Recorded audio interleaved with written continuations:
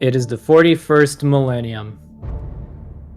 Somewhere out there, House Bastille is infuriated at the loss of the Aberrant.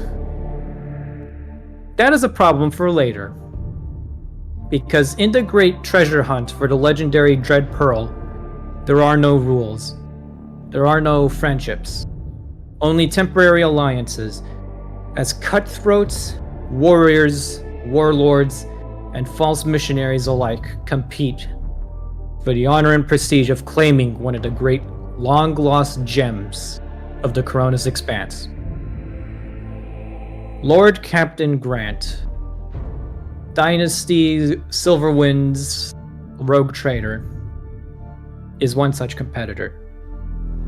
In pursuit of this legendary treasure, he has led his crew to the planet Dross, a world covered perpetually in strange thunderstorms.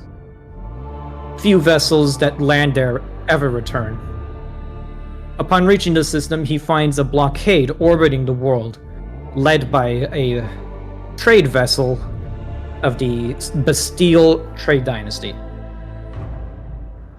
Captain Grant fearlessly led a boarding action against the enemy cruiser and captured it from its former crew, sending it on its way to retrofit and repair. He descends onto the planet with the help of his trusty pilot, Beck, and several other of his inner circle.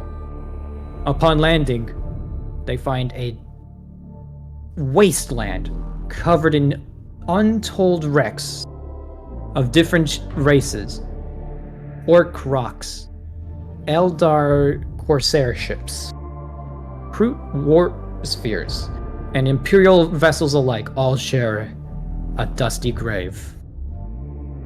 However, before they can get much bearing on their surroundings, they find themselves surrounded, in fact.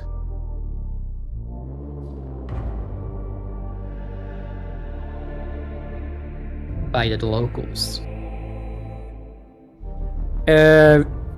Everyone, we're gonna start on page 50 of the slides, but I will post reference images for the locals under the other NPCs tab.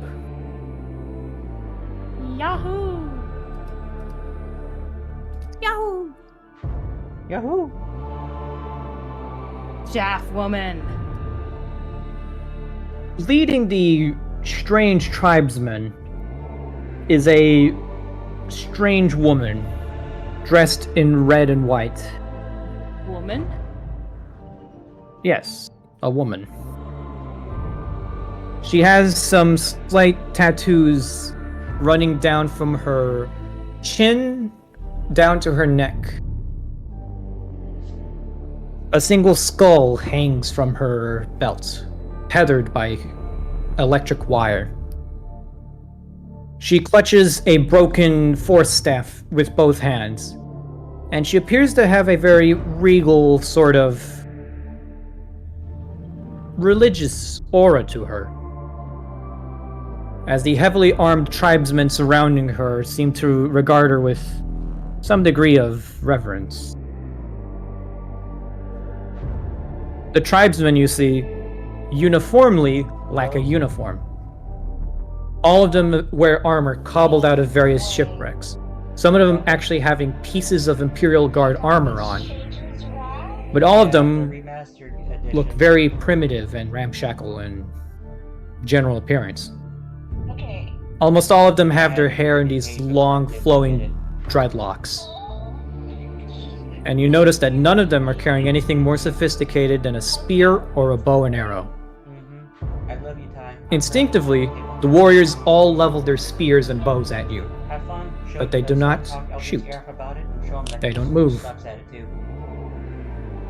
The woman standing above looks down at you, and in very broken low Gothic says to you, Love you.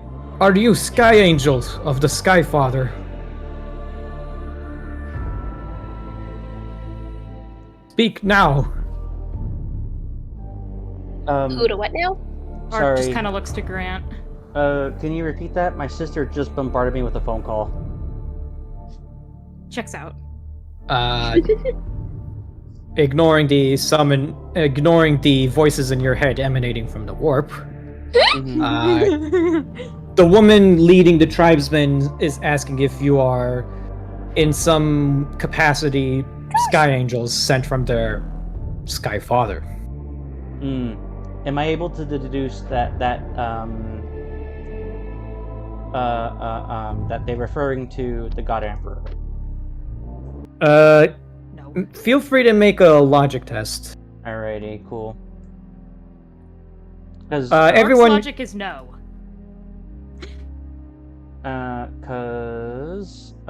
Based upon how I'm going to roll, it's going to determine how Grant is going to interact with this.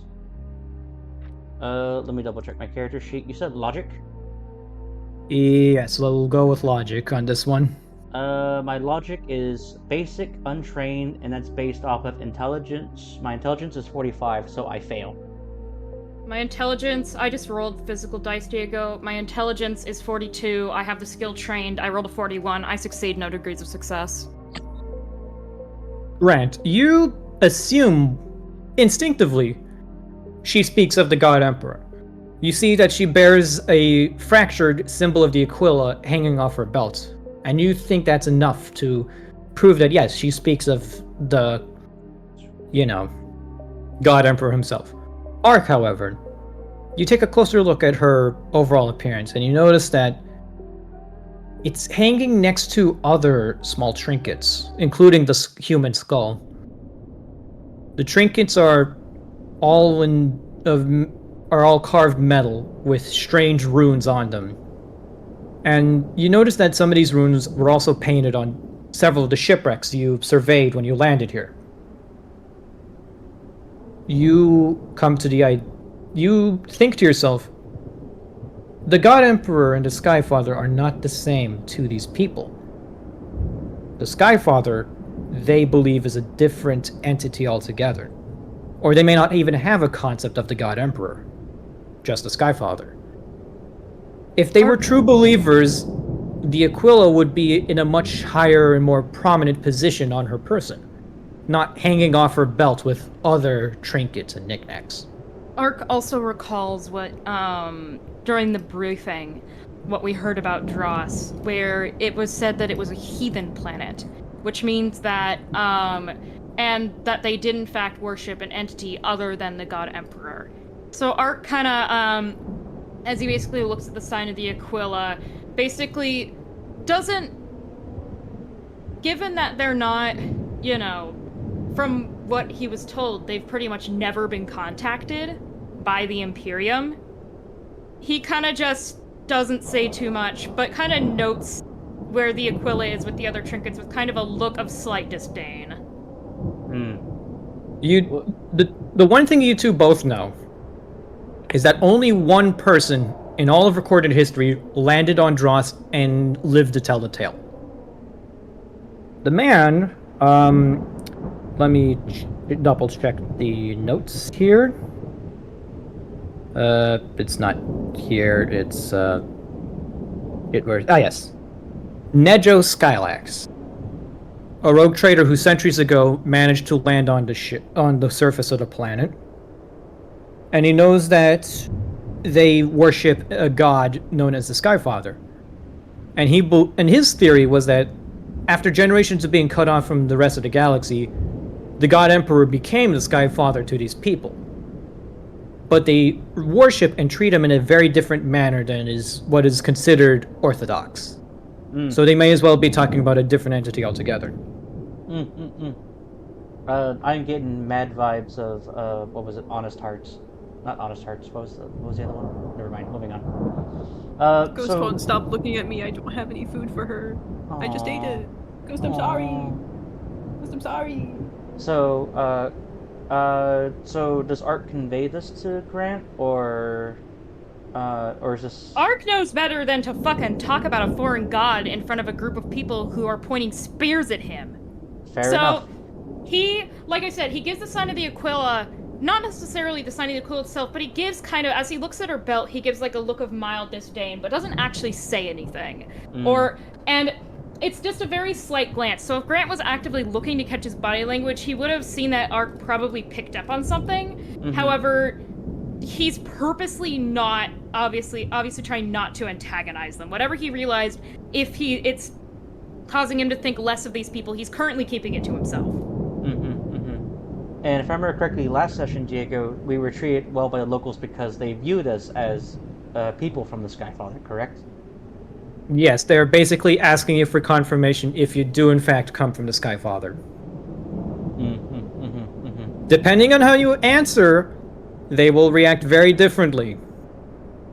So I'm letting you know, I'm telling you this now so that, being fair, because, this is one of those things where I have to give you the heads up, because otherwise shit might go bad, and I don't want, bad things to happen. Fair enough.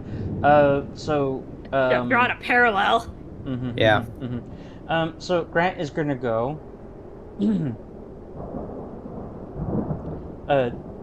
Good, and he looks around. Am I able to tell if it's day or night? Oh, it is still fairly day, but, there are yellow thunderstorm clouds all overhead. You can tell the sun is still up. Got it. The sky is yellow here. Alrighty, cool. I go, good day, and... I'm not breaking my oath to my god emperor, I'm just being smart. Yes, we are sent by the Skyfather. The tribesmen immediately start looking towards each other and start talking amongst themselves excitedly. There's a language barrier between both parties at play here, but they can tell you answered in the affirmative, and the priestess raises both of her hands in this very pope-like manner and says, "Children, I told you, the Skyfather has blessed us with holy warriors to cleanse the land." Hey, what? Does Zizi say that out loud? I mean, they'll make a little shocked noise, but keep it... Ark basically very lightly steps on Zizi's foot, like, shut up, shut up, shut up! The woman approaches, and a small honor guard of tribesmen follow her as they get closer to you guys. But you can see instantly that the rest of the tribesmen lower their weapons and, begin to disperse as if to secure the perimeter. Diego, question. Yes. Did you say they're speaking High Gothic or Low Gothic? Low Gothic. Very broken Low Gothic. Very broken Low Gothic. It takes some straining of the ears to just understand these people. I was gonna ask, Diego, I know that this is a stretch, but Ark is fluent with Hive dialect, which pretty much means, TLDR, Ark can understand broken Low Gothic because he's used to hearing basically, a bit, hundreds of dialects in just a very small space. Unfortunately, their dialect is wildly different than what you're used to. Yeah. It's not going to be the same thing, because, broken English is different in Britain than it is in, say, the US, so... Yeah, I was checking to make sure, but yeah, that's what I kind of assumed. But, it is enough for you... It does help you understand just a bit more, but it does not make a significant difference. Gotcha. So anyway, the priestess walks up to you all, and she gives a very strange curtsy bow, which is... and you see her honor guard, they don't mimic her gesture, but she seems to be very, I respond to the same gesture in kind. She nods. "The angels will know of your ways as if they lived amongst you. Yes. The visions were true then." Clutching the force staff, she lowers her head in a nod, and she says, "I am Asira Stormspeaker. You speak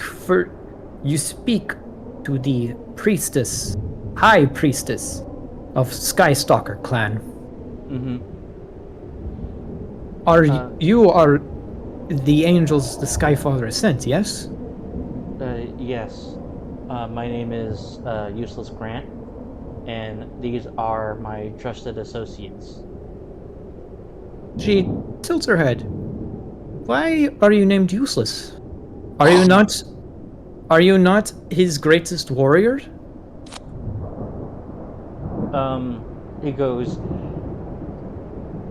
when I was, in the grounds that I was raised in the Skyfather's light, I was reforged from something that would be considered useless. But what I do now is to take that penance and to carry on and to prove that I can go from useless to useful. I'm still on that path, and it's something I try to succeed for every passing storm. She nods. Then you are here for redemption as well. Tell me, do you know the history of these lands? I am unfamiliar. Ah, yes. Living in his light blinds you to those who do not. Come. I'm going to recite something. People united in the purpose of the Skyfather are blessed in his light and shall live forever in his memory. She shakes her head. No. Not here. Tell me, what do you think the name of this world is? Oh, shit. Is that a test? Like, what was the... No, you can answer honestly. You can answer honestly. Alright, what was the name of the planet again? Dross. Dross. I go. Dross. She clicks her tongue. To us, it is known either as Land of the Skyfather or the Place of Banishment. She looks to you. Leave your guards to protect your holy chariot. Come with me to camp, and I shall tell you the ways of our people. By guards, they mean guardsmen, right? She's talking to the small complement of enforcers you brought with you. Good enough. Yeah. So, you all follow Asira as your small complement of guards stay with the shuttle. Beck tags along, just looking around, taking mental note of all the different ships that crashed here. She leads you through a winding valley that is littered with shipwrecks. Some of them are very old. Some are very recent. As it crosses the winding dunes and the dust-filled crags, you notice one of the newer wrecks bears the symbol of House Bastille. You can see several of the Skystalkers desecrating the site, pulling out the bodies and stabbing them to make sure they're dead. They dip their knives into the still warm bodies and use that blood to paint strange symbols on the wreck of the ship. This is a religious rite of sorts. And then you remember that almost all of the ships you've seen are covered in symbols drawn in blood. These aren't shipwrecks to these people. They're shrines.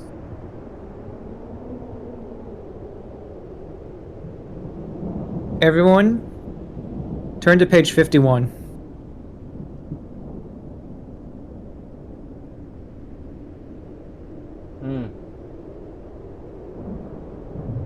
Eventually, you come across a very large camp made out of shipwrecked parts. Discarded metal plates, panels, not just from human vessels, no, but also from some Xenos vessels. You notice the discarded Wraithbone panel is side by side with shoddy orc-wrought metal. A very fractured but hastily reassembled Sign of the Aquila hangs above the entrance to this place, though it only has one eagle head. All around you see warriors, forging armor out of scrap metal, sharpening their spears, their bows and arrows. You don't see any children.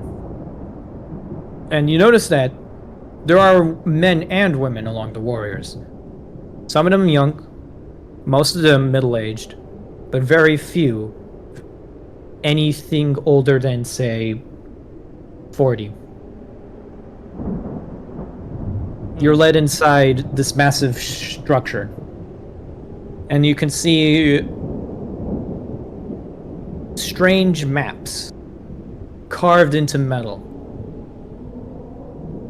You recognize the camp on one of the panels making up this large map. It is surrounded by several other places. And then you notice one part of this strange map is covered in black powder. Black powder as in black powder, or as in, like...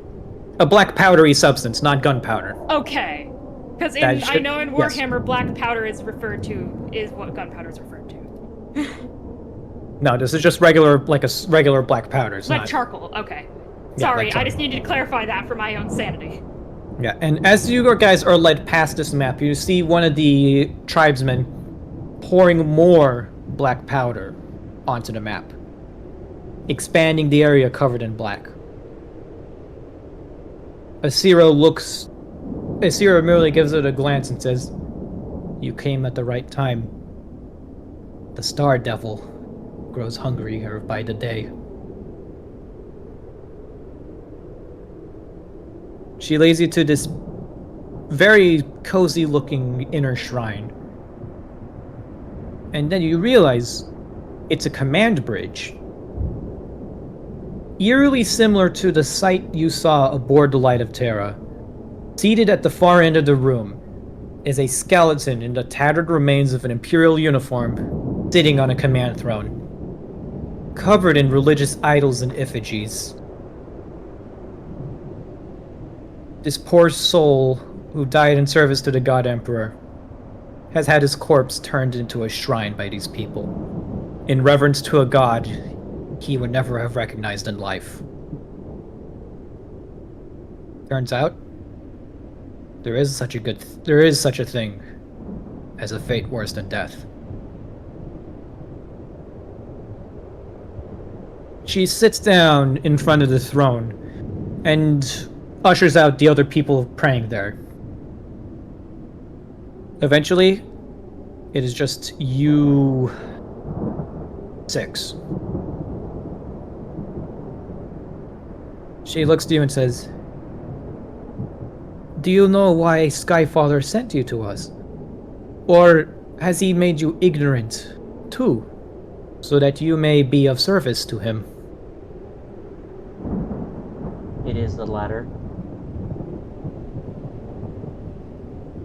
She tilts her head again. What do you mean, latter? The second one. Ah, yes. Forgive. The language of purity has been lost to my people for some time. It is only by grace of my gifts and the holy texts that I know to speak with you. Tell me then, angels, what do you know of the history of our land?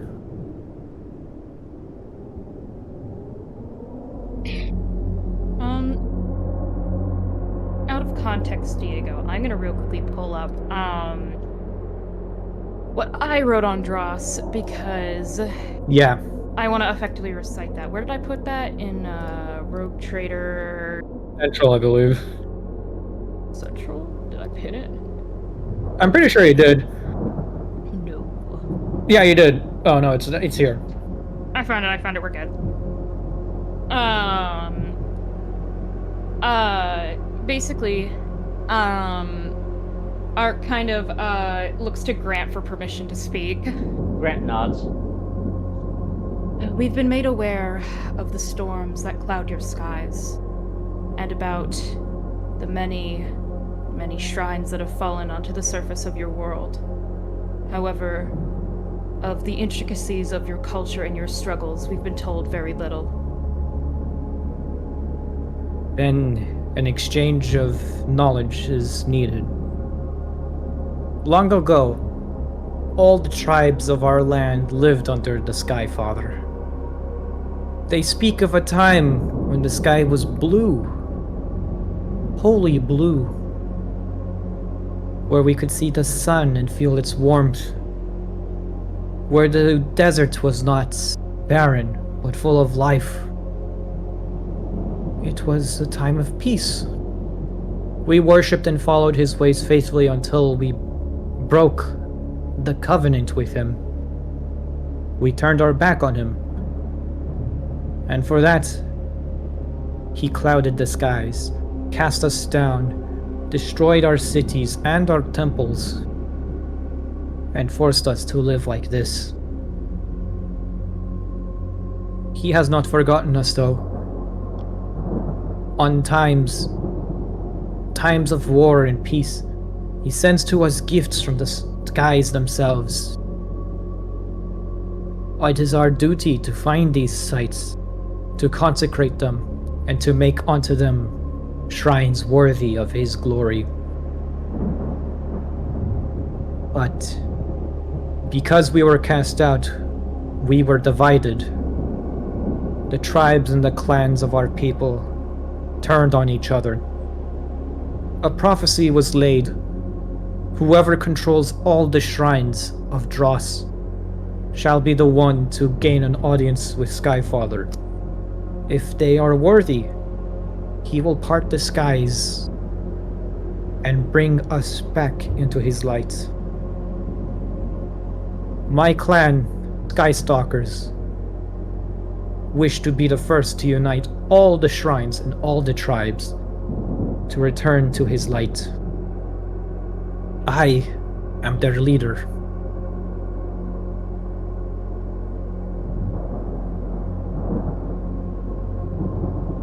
We saw those maps, correct, Diego? You saw the big map of the... Yeah, it was just...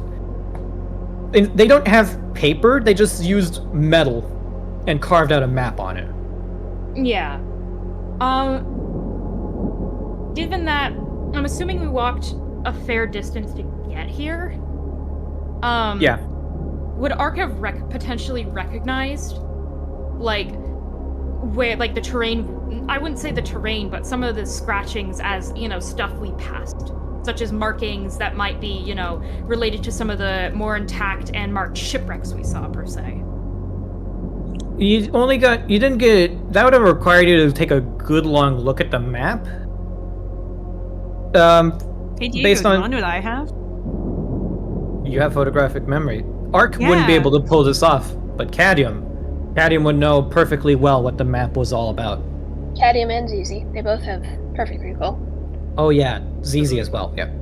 So yeah, you two gremlins definitely would recognize and be able to make sense of the map. Ark would have needed a bit more time to do that. Yeah, Ark knowing this because fucking Mechanicus, and of course Navigator Gremlin. Basically, like, as she's explaining, basically about how, uniting the shrines, he kind of leans back to Zizi and Cadium. That map we saw on the way here. Mm-hmm. Were the shipwrecks, were there markings or something at the places that we may have passed where ships would have been? I want to know if that map is potentially a map of the surface of this planet. Is it Diego? Diego? Not the entire planet. You gather from what you saw is that it is a large chunk of territory, but considering the primitive level of tech these guys have and their essentially caveman, shipwreck, techno-barbarian way of life, they probably aren't able to travel that far, so you're not looking at a map of the whole planet, if not, like, say, a good chunk of maybe the continent. And you do know that there were some markings that indicate where shrines are. Blue, you take to assume, is the ones controlled by the Skystalkers. Red are the ones not controlled by them. There was more red than there was blue on the map. Alright, yeah, Canium's gonna unload that all onto Ark. Okay. After getting a TLDR quietly while she speaks, and hopefully High subtly- Gothic. Wait. Ark doesn't know hold on. High Gothic. Fuck you. Shit. I also don't know High Gothic. What do you know? Creators can't Hive dialect Low Gothic. Yeah, that's... I only share Low Gothic with you, because my three languages are binary, Low Gothic, and Technolingua, so... Cadium, you can pull the right. image onto a data slate and just discreetly hand it onto Ark. I could just do that, yeah. I'll do that. That would just mean you guys aren't talking behind her back. Yeah, I know. I'll Ark just, kinda... I'll Ark just write it kinda, down on my data slate that's in my arm, and then just hold my arm out to Ark. Cadium just kind of airdrops it to Ark. Yeah, Cadium kind of just airdrops it to Ark. Because Cadium's data slate is attached to his arm. Yeah, Ark kind of takes a longer look at it in order to deduce that information. There's no Cadium notes on it. You do notice the big splotch of map covered in black. And it seems to be covering some of the larger shrines. Okay. Art kind of looks back to her. I'm assuming that map you made is indicative of the territory around here, of all the shrines that have been sent down. That you've made to honor the Skyfather, correct? She nods. We are humble servants trying to live the way he wanted us to. We have forsaken higher technology to be closer to him. I see. So they're space Amish. Cadium kind of gives ZZ like a glance, and just like, ew, primitives. She nods. It is how I knew instantly that you were angels sent by him. The technology and armament you carry, only the most pious of followers of him would be blessed with such armament. Which, out of context and out of character, technically true. The higher up you are in the Imperium, the much nicer shit you have. Mm-hmm. Exactly. So she's right on the money, but not for the right reasons. Yep. Fun little irony I want to point out. Yeah. Art kind of mentally slots that away into, I feel like there's more to this planet than meets the eye territory. She looks Yeah, she looks... Oh, do you want to finish your thought? Yeah, I do want to finish my thought. Go for it. I am fairly certain that this probably at one point was actually an Imperium world. They still are hanging the signs of the Aquila everywhere. They're praising vessels. Given that in the Imperium, it's archaeotech and xenotech, like AI, stuff like that. That's, you need to get rid of to be close to him. That could have been misinterpreted as all technology. The fact that Low Gothic is the holy language. I think that this is a very ancient, especially considering how Diego described a whole bunch of the ships as being extremely old. I think, and what Ark is basically starting to spin out in character potentially, is that at one point, this planet had Imperium contact and was eventually cut off. How long ago? It could have literally been millennia. However, there is precedence. Seems to have been Imperium influence.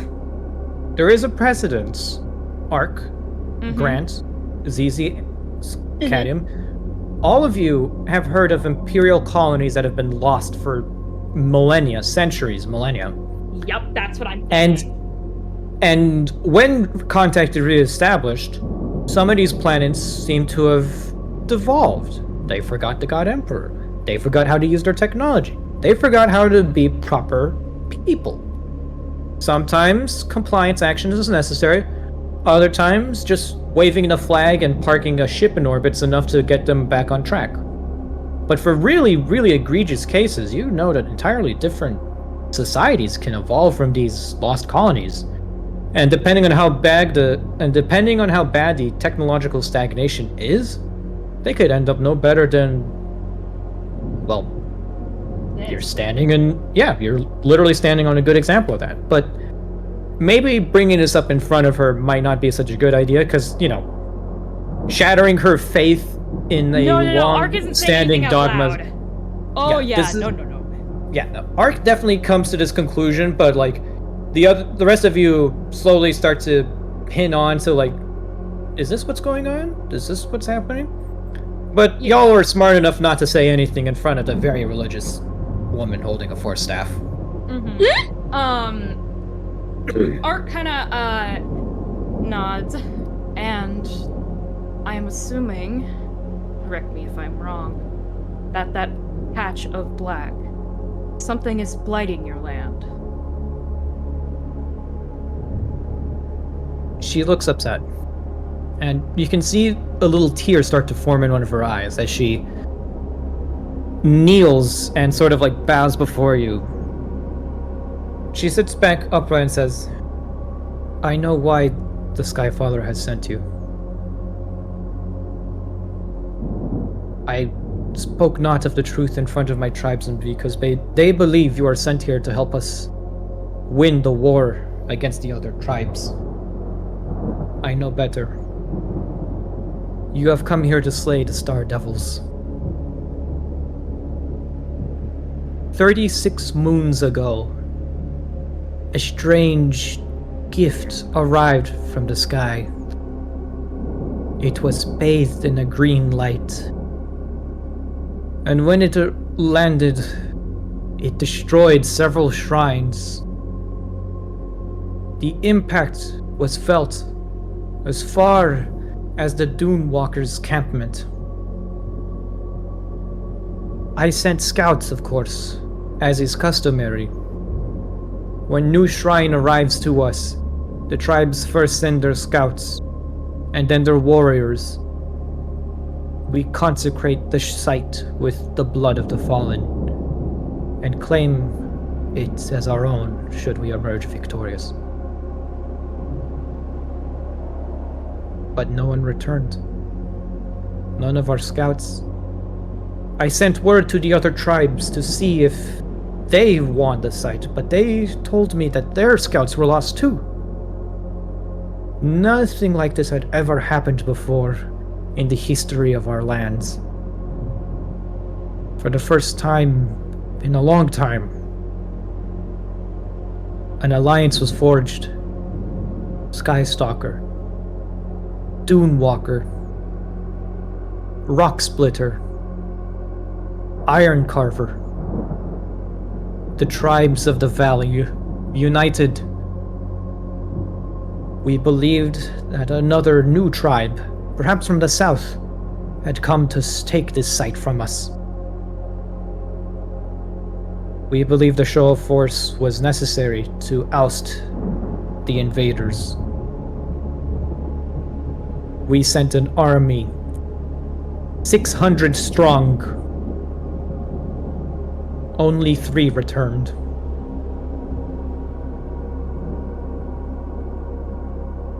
That was before it started.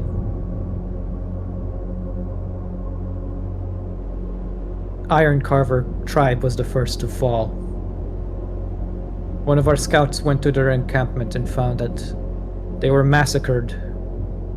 Man, woman, and child slain, torn to shreds. The wounds were not made by anything our people have.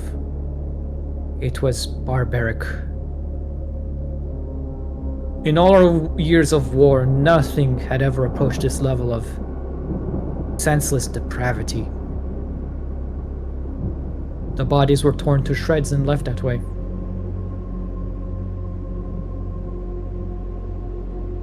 Eventually, the survivors of the Alliance told us what happened.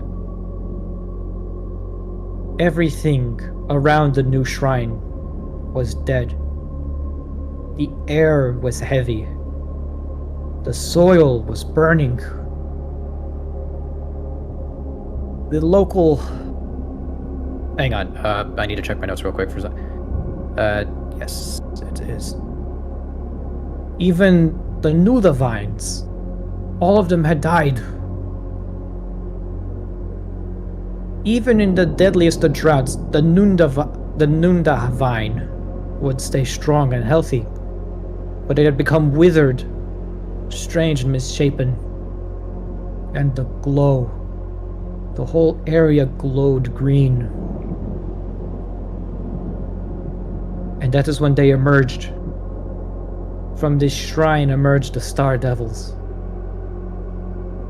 Their swords made this most heinous noise, and they used metal spitters that tore our greatest warriors to shreds. They did not speak our language, and they did not look like us at all. Pale flesh, metal embedded in the skin. Oh. I'm saying that out of context. They massacred our armies, and only 3 returned. One of them took his life the day after. The other fell into a deep coma and has not awakened since. And when the 3rd finished telling us what he saw, he grabbed a spear and returned to avenge his comrades. We have not seen him since. The Star Devil's blight grows with each passing day. More and more territory is lost to them. I fear that the valley will fall to them. That is why you were sent here, no? To purge the Star Devils from our lands. Out of context, Diego, can I forbid Lord Zeno this to identify what this is in character? Minus 30. I'm going to use my ability to make to give a plus 10, so it will be a negative 20 instead of 30. Great. We'll take that fate point back. No, it's not a fate point. No, just don't. I'd like to spend a fate point to automatically succeed. Oh, never mind. Seneschal ability.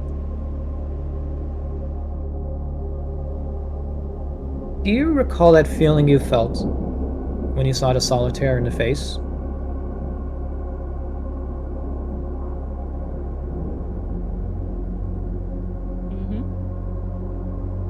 Do you remember the fear you felt during the worst day of your life surfing in the Navy? Do you remember that deepest, darkest memory of the Underhive that you've repressed your entire life? None of that compares to the feeling you feel in your gut when you realize that this is an alien invasion. And not just any alien. One of the worst apex predators of the Coronis Expanse. Oh my god. Yeah. A race of Xenos that recently emerged from uncharted space. Yes! One that has refused any and all attempts of communication. Yes! Humans. Will shush, not everyone knows. Vessels that run on dangerous fission pulse drives. Ones that bathe their entire vessels with deadly ionizing radiation. Howler cannons that tear entire ships to shreds. Heretical, but I want one. Mismatching cybernetic implants. Murderous and profane implements of war. This planet has been invaded by the Rak'gol. Yep. Called it. Out of context, called it Rak'gol Marauders. The Rak'gol... They're massive fucking... Can I? Yeah. Very few survivors live to tell the tale of the Rak'gol. There is no bargaining with them. There is no communication with them. There is no surviving them. Entire fleets have disappeared, and what's left of their vessels bear the signs of the Rak'gol's relentless assaults. They are all murderously furious berserkers in battle. They have no regard for any life, not even their own. It is theorized that their use of heavy cybernetic augments is them attempting to distance themselves from their own true forms. Their favorite tactic is to board enemy ships by the thousands and rip and tear until nothing is left. Whenever they settle on a planet, they leave it a radioactive hellhole. There is no logic to their attack patterns. There is no patterns to the targets they choose. There is no mercy when fighting the Rak'gol. Either you turn tail and run, or you die a brutal death fighting them. Ark, you are not dealing with Drukhari who take slaves from their victims. You are not dealing with orcs who fight for fun. You're not fighting Tau, who believe what they're doing is for the greater good.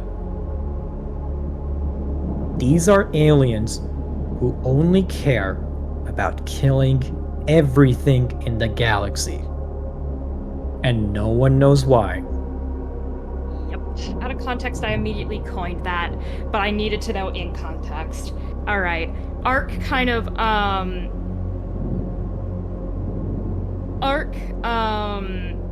basically takes a couple seconds, recalls all that, has a look of momentary oh shit, oh fuck, oh no, oh god, he might be half drunk, but half drunk is not drunk enough to deal with this, before he fixes his face, and just kind of clears his throat, shakes his head.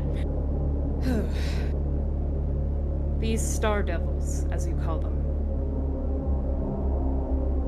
They're one of the greatest threats to even the Skyfather's greatest, strongest warriors.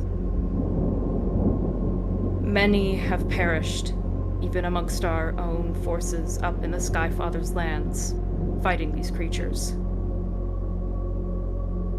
They are damnation. They leave nothing but destruction in their wake. Then, can you help save my people? Ark looks to Grant, because Ark kind of mouths to Grant, just Rak'gol. If Grant cannot wince, but like a slight tick in his movement is going to be enough to show like he basically nods and basically in agreement. And then Grant goes, we will help. Ark looks at Grant like he just, denounced the God Emperor in front of him. Asira notices this and says, "Are you all willing to help my people?"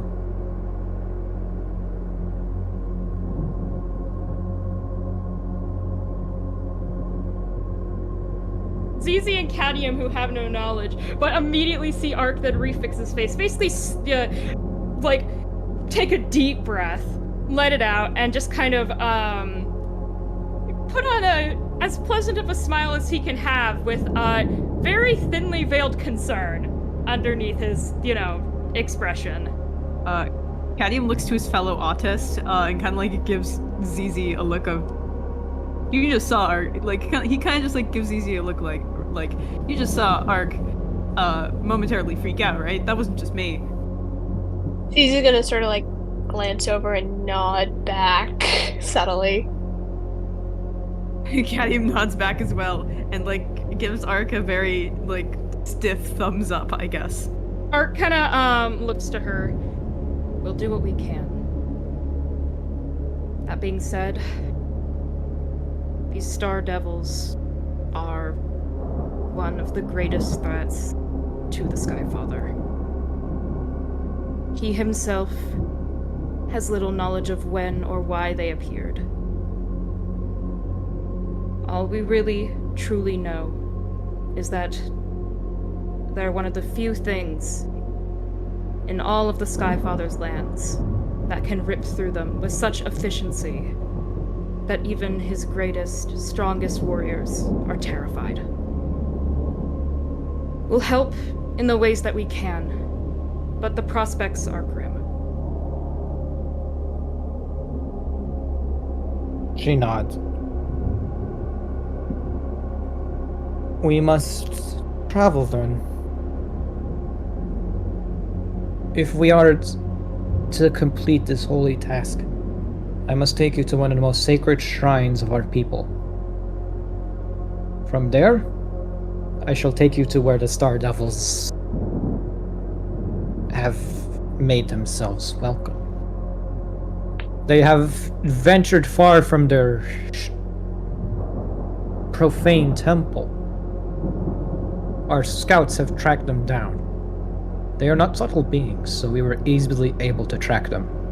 If we move fast, we may yet stand a chance against them in battle. Do you know how many of these Star Devils have landed on your planet? She shakes her head. No more than a few. But they alone were able to slay 600 of our best warriors.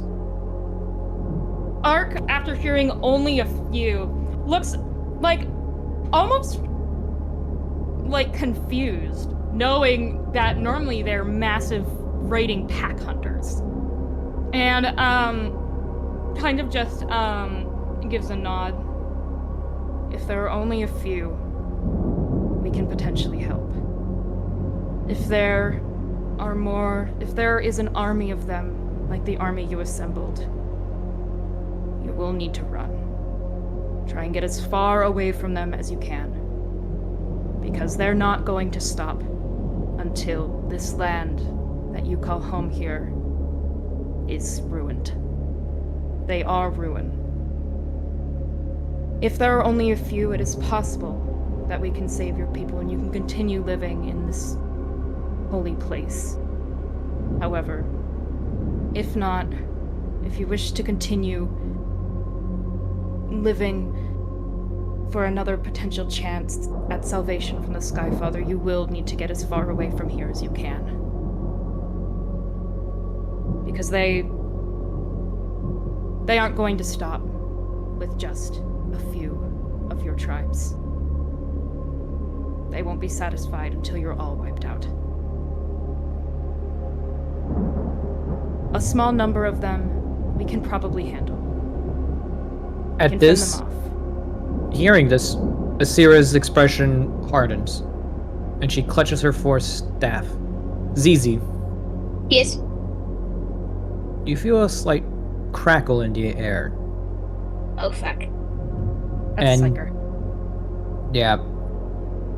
You notice I assumed she was. You notice the way she grips the staff is one of familiarity, and you can see her eyes glow a bit. She is a psyker, in fact.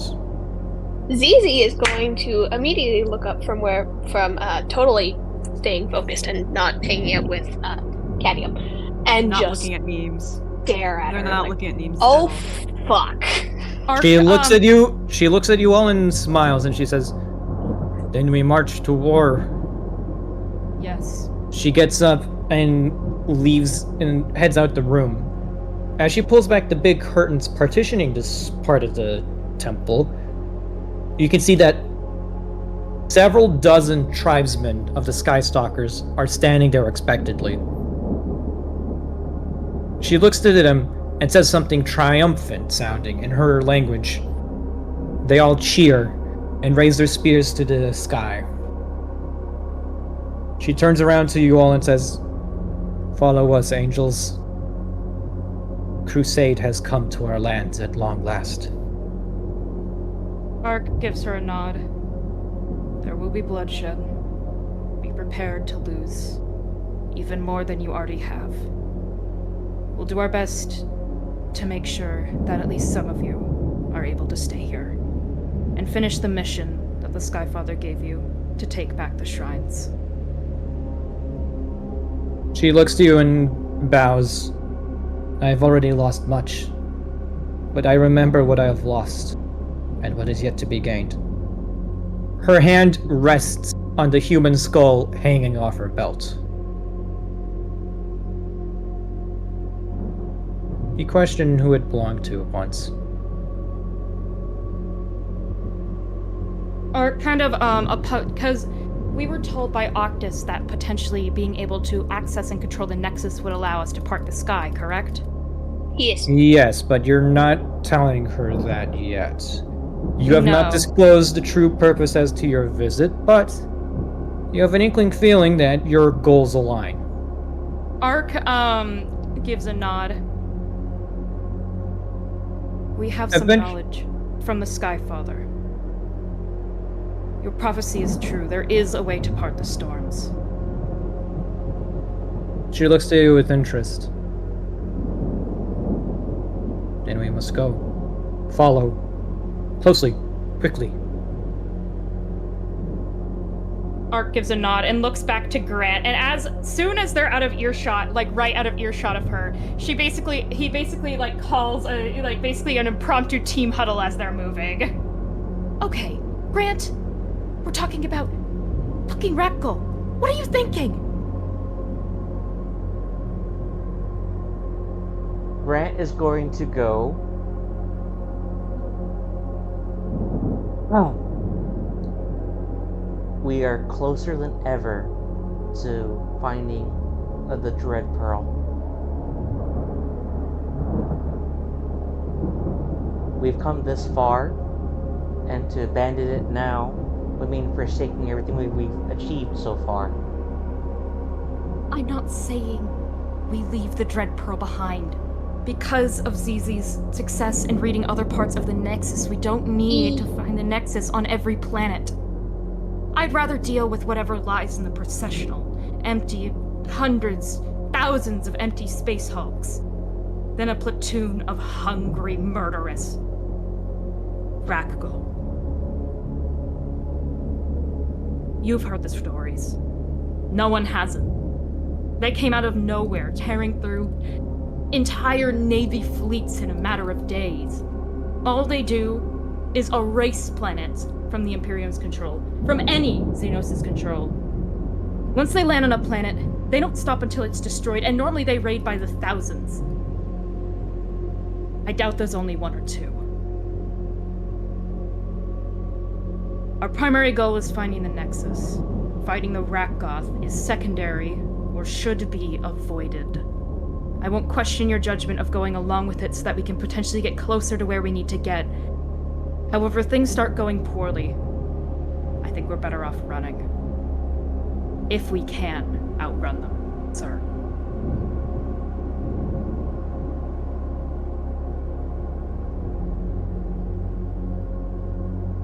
I've trusted your judgment often through the entire time that you became Seneschal.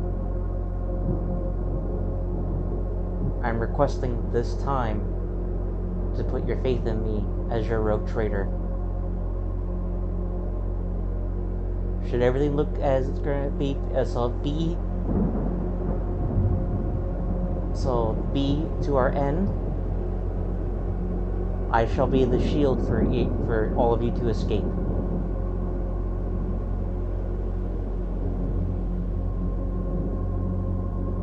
Yes, sir. I prefer to Silverwind didn't lose another rogue trader. But if you don't make it out of here, I'll find that fucking planet, wherever it is. And I'm gonna find it first. So, we apparently have Rak'gol to kill. Don't die on us yet, sir. As Grant is like walking, he kind of excitedly like splits his arms, like like a banner, like the SpongeBob like rainbow meme. He's gonna go. Just imagine the ripples amongst the assault in the sector, if that the Silverwind Dynasty also stopped a Rak'gol invasion, or even just killed one. Do you know how many heads of them there are? Not many. For just selling a Rak'gol head, or keeping one as a trophy. Bound to make someone scared of you. Probably a good chunk of the Imperium. Just saying. Pretty good trophy to take. Plus, they're very eager for Cadium to research it. Ah, true. What now?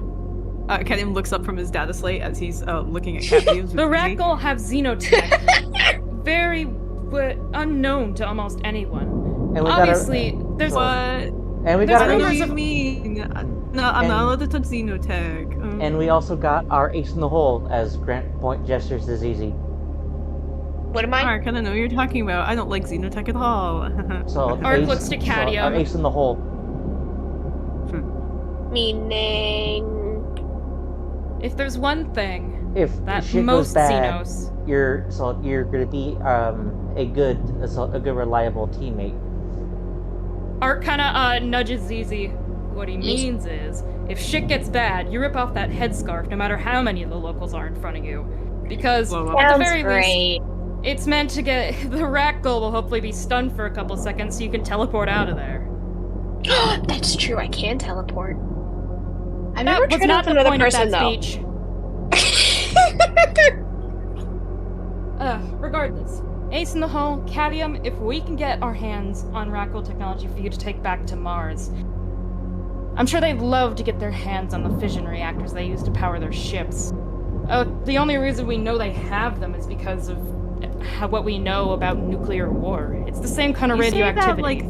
You say that like the mechanics are gonna actually use it. No, they're not. But wouldn't it be nice to add to the archives? And, Cadium, you It'd can be stick your nice name to on add it. to something else. You can stick your name on it. That is true. I could stick my name on it. So you with us? But hear me out, Ark. I could also stick it on something else.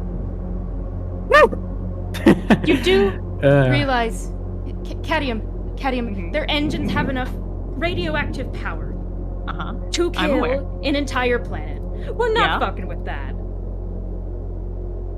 Though the You're not implants- fucking with that. Ark looks to Cadium. Do you want to kill everyone on the ship? I'm very careful. I don't know. Not even the Mechanicus may be immune to cancer, but everyone else who keeps the ship running is not. There will be no Hey, who tampering says with we're immune to cancer? your Everyone? metal, Cadium. No. I can get skin cancer. You aren't. The rest of them are. I can get brain cancer. Don't, Cadium, you're missing the point. Don't mess with the radioactive. Don't mess with the fission reactors capable of powering their warships aboard a light cruiser. Cool? Cool. You're no fun. Art kind of looks to ZZ. What was that look you gave her earlier? Asira.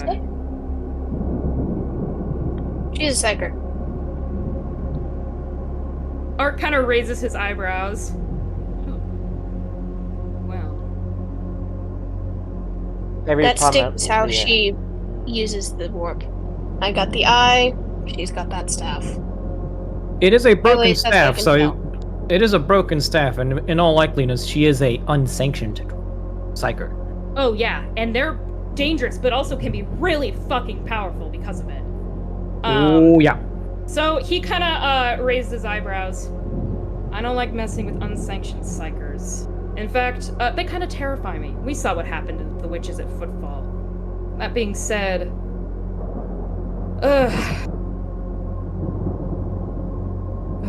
God Emperor, forgive me. We're gonna need her and all of the psionic energy she can muster. There are daemons and chaos creatures less dangerous than those things. Oh boy. I'm not like wrong, that. Diego. No, yeah, no. I'm just double checking my notes, and oof. Diego. Art kind of looks to ZZ. If you start sensing any of the warp unraveling around us when she's using powers, let us know Let you know. immediately. Got it. Yes. As much as I'm all for blasting Rak'gol with massive amounts of psionic energy, I don't Mhm. want a warp storm to open up. So, That's great. yeah, just let us know. That's great. So, And Grant, permission to murder if deemed necessary. By She's someone, about to- including me. if she's about to open a warp storm that'll swallow this world whole, yeah. Yeah, because that's gonna kill us faster and more Yay! immediately than any Rak'gol ever will. But unless it's starting to come to that, like unless we feel the chaos vibes seeping through the cracks, don't shoot her. That'd be bad. Aww. I'm not a fan of shooting people who are I know I'm no fun, but you know what you do get to shoot at? you get to shoot at massive 3-meter-long stony reptilian creatures with 8 arms. You think a gun's gonna hurt that? Art kind of shrugs. Worth a fucking shot. At this point, one of the honor guard of Asira comes up to you and says, Dora, The fuck? This is Dross speak for we're leaving. You coming? Yeah, Art kind of gestures to the rest of the party. Let's get going. Oraya. No To dying Prosa. today.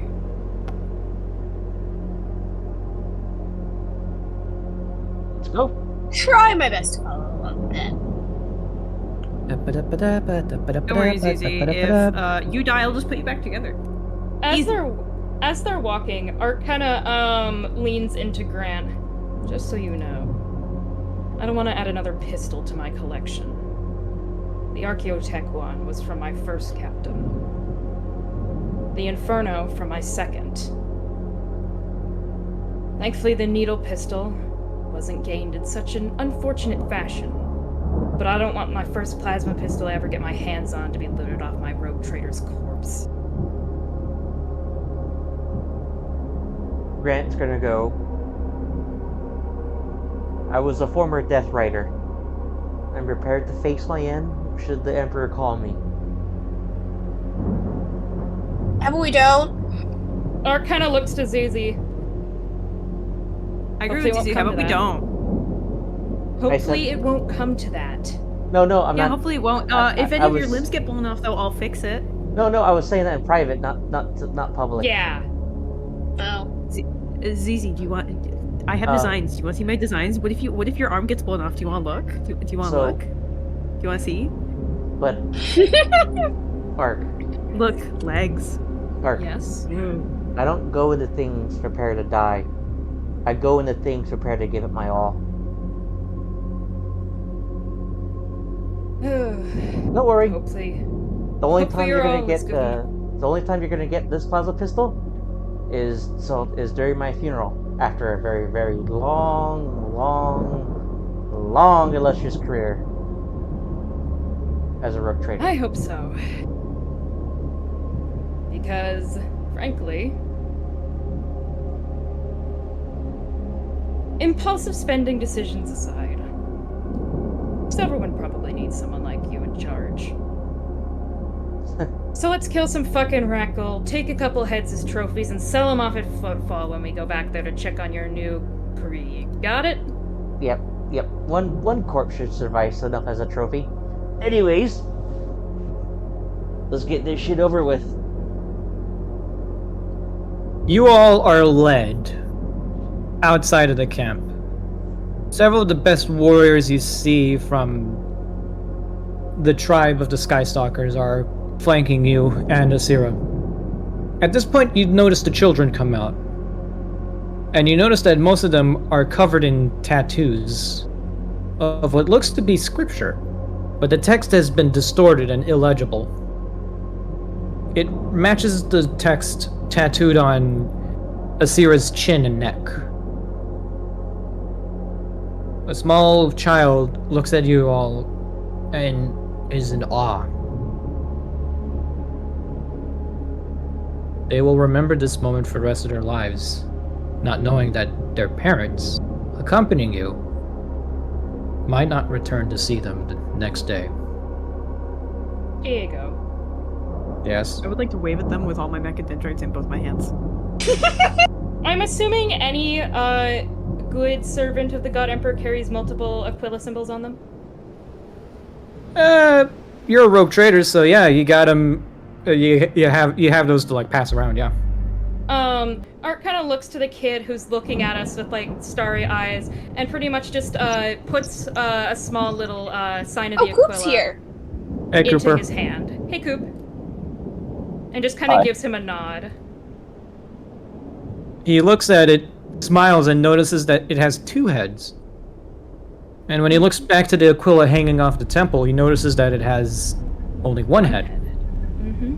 So he looks at it and snaps off one of the eagle heads.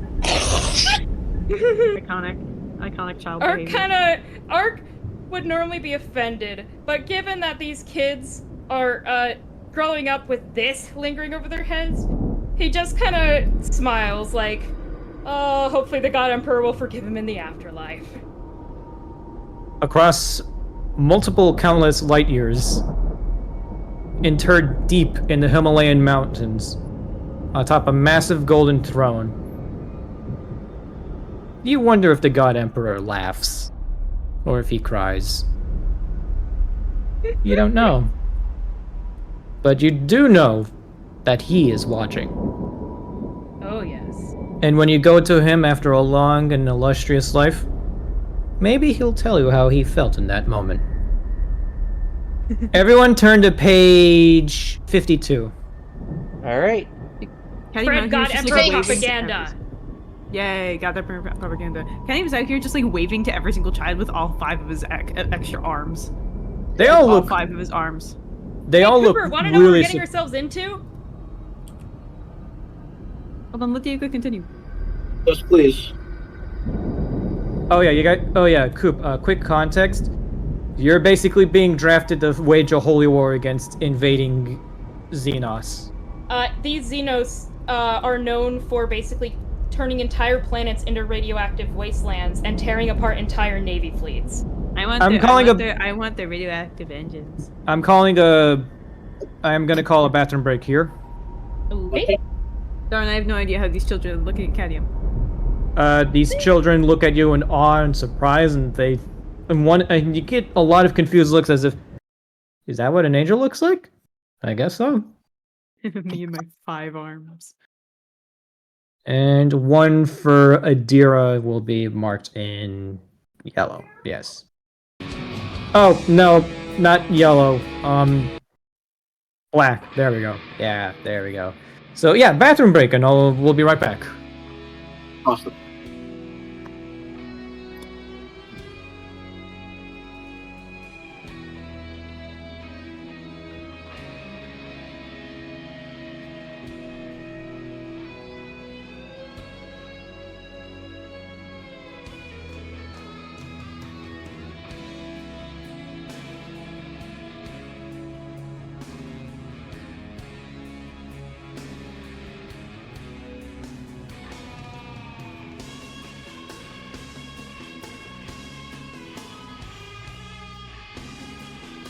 Hello. Hi, Coop. You are loud. Jesus, what do I have my volume on? Oh, 100. Okay, that makes sense. So, how you guys been? What we doing? What are we destroying? What are we saving? Rak'gol. Let me just read out. Let me find them in the Rogue Trader rulebook and just read. We made it to the planet we chose, right? Yeah.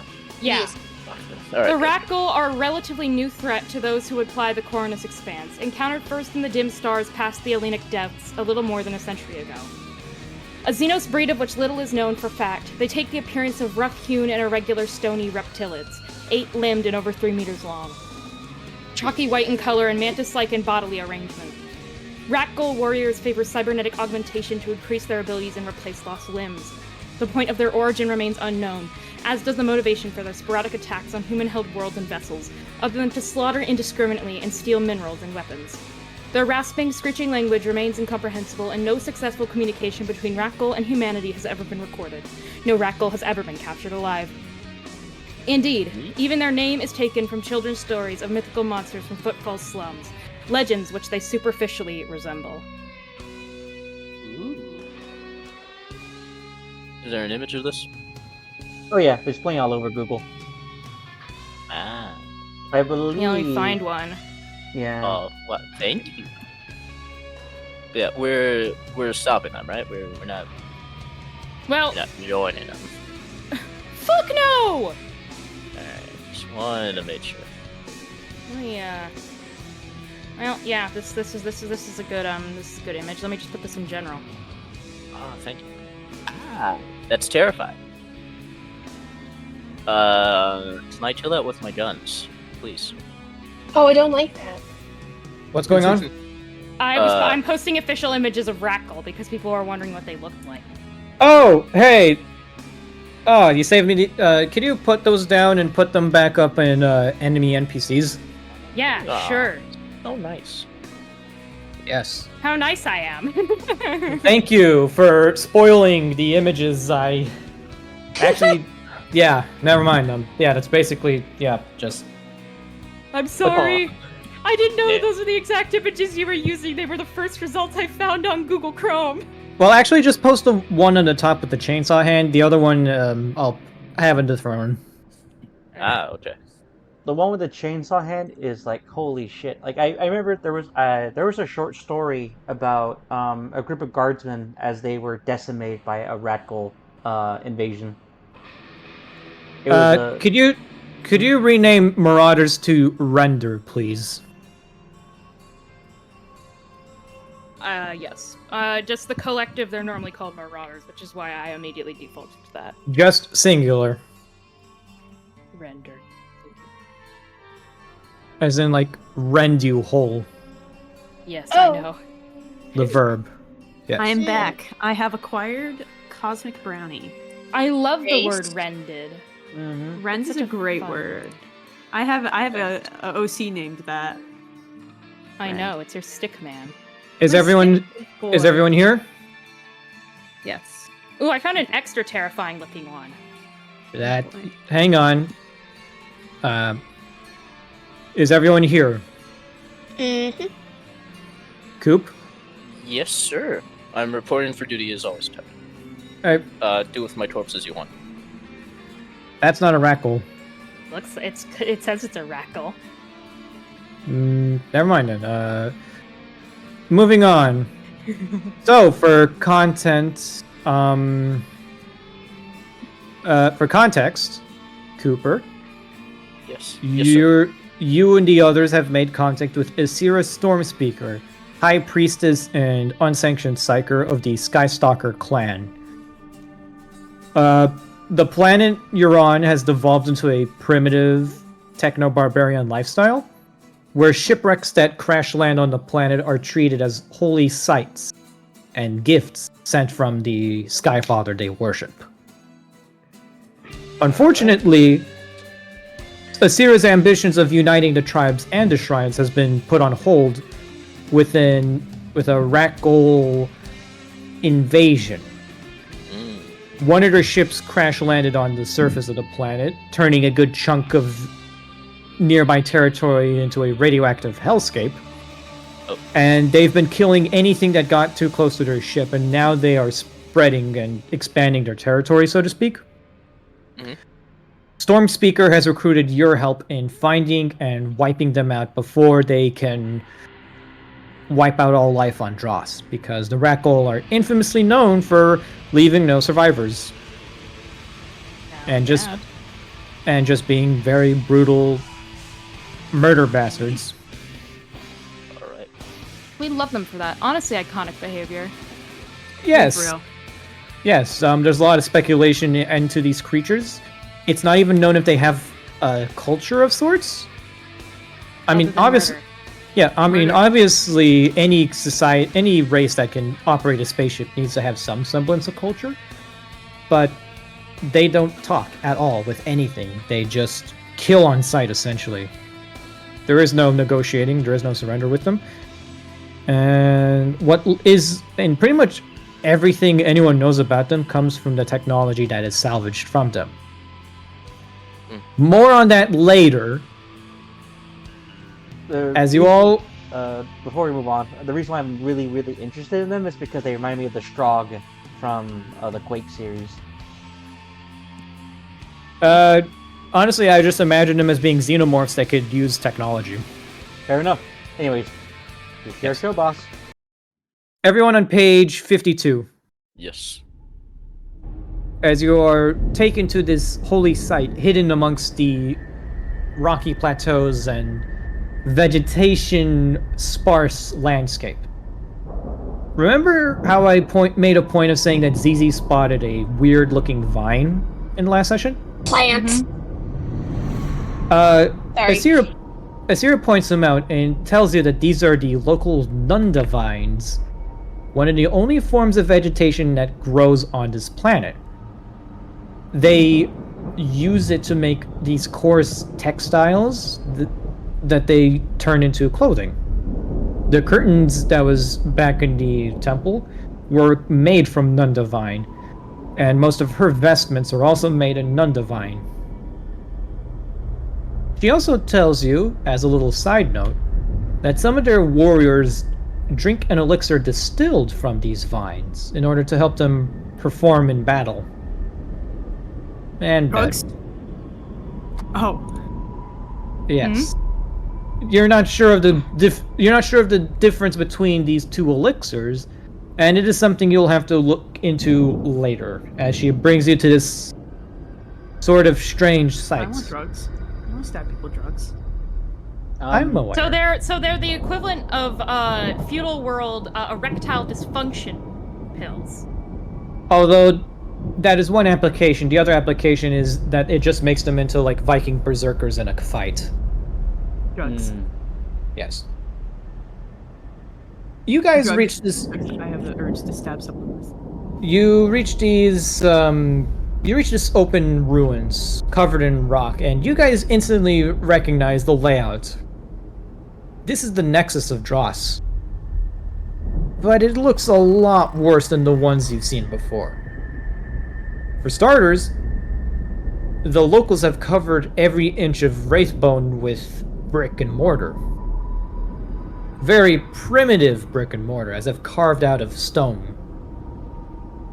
And on top of what would be the normal centerpiece of the shrine of the Nexus is a large shrine of a golden lion covered in blood-wrought symbols and effigies. Asira approaches the giant golden lion and kneels before it and starts offering a prayer in her native tongue.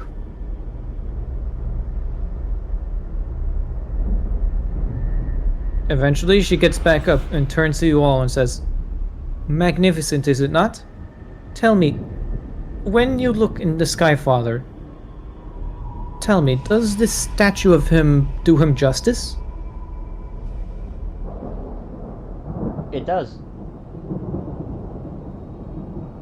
She nods in visible happiness. We found the sacred statue of him in one of the shrines to the north. We knew at once that to keep it there would be an affront to him, and so we erected this shrine on top of the strange white stone. Although, sometimes when I look at it, I feel this strange emptiness, like a sadness almost. I don't know if it is from the statue of the Skyfather or from something else. That is why I ask, to know that we have done him justice and cast his noble image correctly.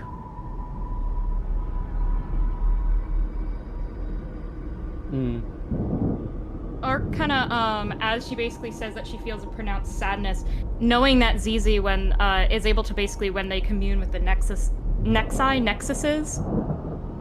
the thingies, Nexuses.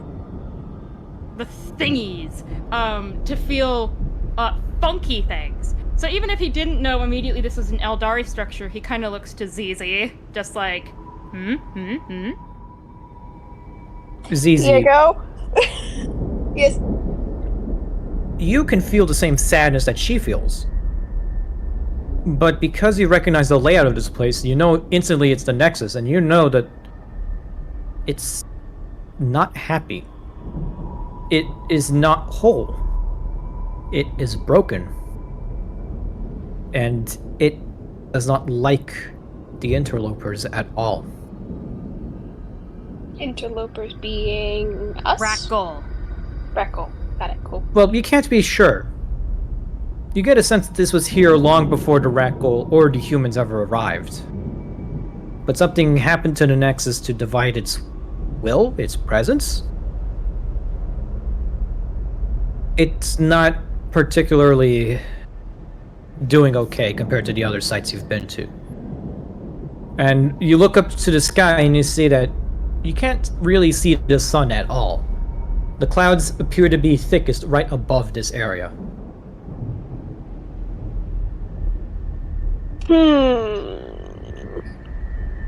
Asira turns to you all and says, "Do you wish to commune with the Skyfather before we embark?" That's probably a good idea, ain't it? Damn it. Fuck it. Is this where I read the thing? This is, in fact, where you would read the thing. I would read the thing. Can I try to read the thing?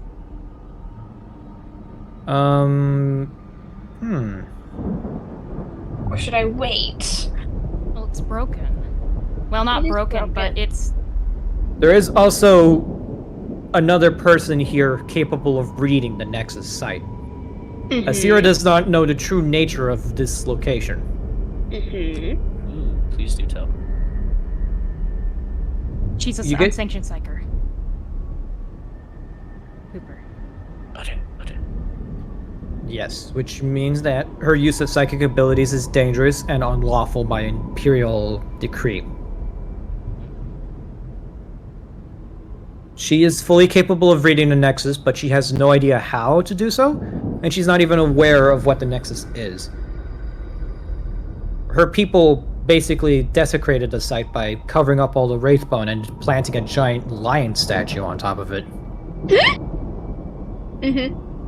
Which, when you think about it, kind of mirrors what they did with Mount Rushmore, but I'm not saying anything. Taking a sip of my water. I'm only saying it's because of Chief Creasorman Monument, but fuck Mount Rushmore. Sorry. No, it's okay. It's okay. We're all Fair. iconoclasts here. Yeah, Art kind of looks at the, shrine and, looks to Zizi like, what you think?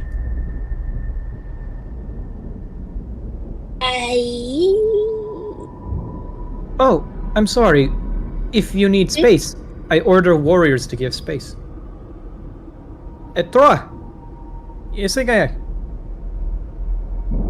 The warriors guarding the shrine all back off noticeably to give you all enough space to commune with the Skyfather if need be. She looks to you all, bows, and says, "Speak to me when you are ready to seek the Star Devils." She heads on over here and gathers, and a bunch of warriors gather around here and they start to converse in their native tongue. You guys are free to interact with the shrine for the time being, but remember, she is still a psyker. Any attempt of psychic chicanery might be detected by her if she is not properly distracted. Back. Diego, can I... Yes. Just do like a quick prayer to the Emperor to this? This is an Eldari structure. And it's a lion statue. The God Emperor, most famously, is not a lion. I mean, would he like it if I were to worship him in the presence of this one? Like, oh yeah, you're cooler than this one. You're way cooler. You do the sign of the Aquila on your chest, and you bow your head, and you shoot the God Emperor a quick prayer saying that I recognize the false idol when I see it. I recognize that you are the sole truth to the galaxy. You alone are the master of mankind, and no false god shall tell me what to do. I stand on the heathen ruins of a barbaric Xenos race. I recognize that this ground is not hallowed, but my words are holy and true, and anything that says otherwise can go suck it. Alright, yeah. So yeah, you shoot him a quick prayer, and you don't feel anything. You're not psychic. You do feel good about yourself. Alright then.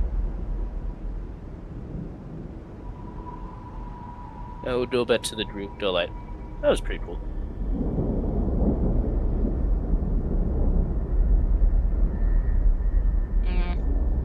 I'm doing a thought.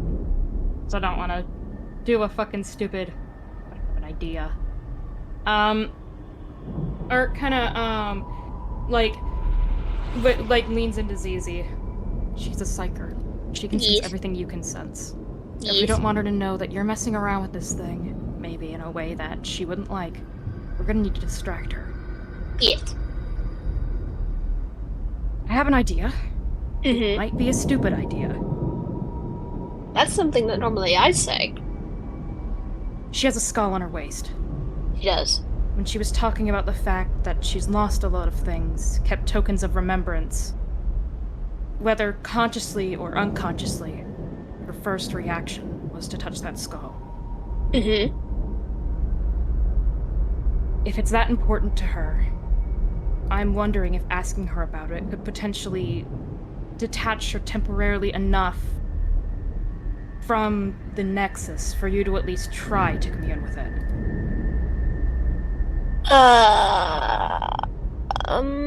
Maybe? Emphasis on maybe. I mean, Zizi, you know Yes. psychers and navigators better than anyone else here. What does it Yes. take?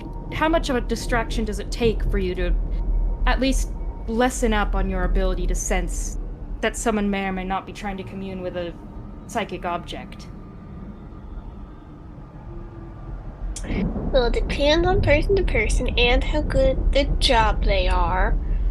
And how good at the job the other person is. She's unsanctioned, so we Yeah, have no that's- clue. That's a wild card. I'd say if it's taking up about like 75% of her brain power, you're good.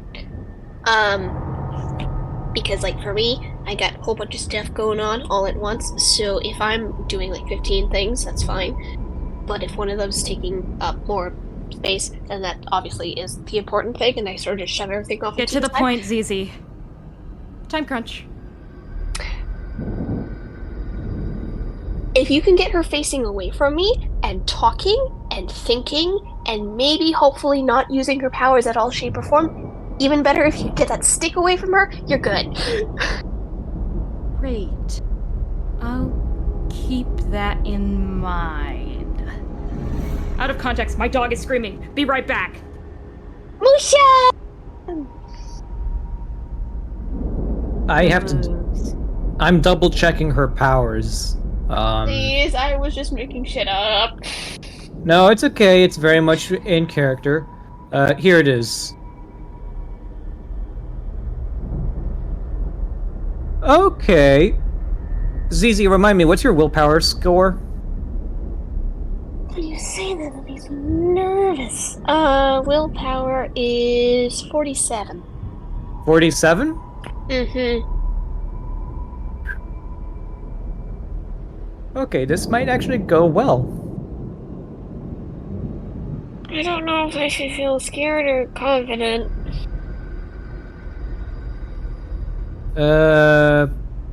I'd say you're fine. Let's see. Just checking. Unsanctioned, but psi rating 6.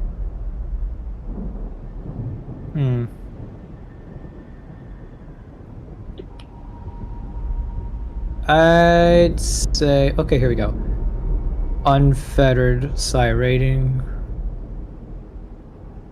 Okay, if she attempts to use any of her powers at full strength, bad shit might happen. So don't let that happen. Got it, cool. Yes, because, well, worst thing that can happen, you guys get a demon right on top of you. No thanks. Best thing that could happen, everything goes quiet for like a few seconds. Ark, you here? Yeah, I just returned. I had to say hi to my dog because she was screaming and demanding attention. Okay, yeah. We love you. I was just double checking Asira's stats. She has a psi rating of 6. Holy and knows, fuck! Yeah, and she knows some skills that might make deceiving her difficult. But you have a golden opportunity right now, as she is outside of her effective range. of ZZ. So, Ark, if you're gonna try and distract her, now's the time. Okay. Fuck me, dude. By the way, Diego, can I explain how psi ratings work to people? Yes, please. I'm confused. Okay, so quick rundown. Psi rating basically is a measure of how good of a psyker you are. Mm-hmm. A psi rating of 1 is like baby psychic power, right?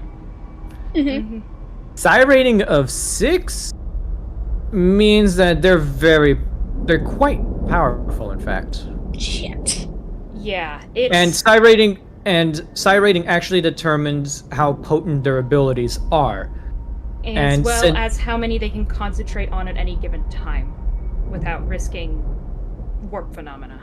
Yes. As she is considered a, unfettered psyker, she doesn't need a Psyniscience check in order to activate a power. She just does. And let's see, 10 plus 1 per 6 rating desired. 10 plus 1 rating desired, so up So I'm to a getting maximum. is that I should be concerned. She's strong. She is a powerful Oh. psyker, especially given the fact Yes. she's unsanctioned.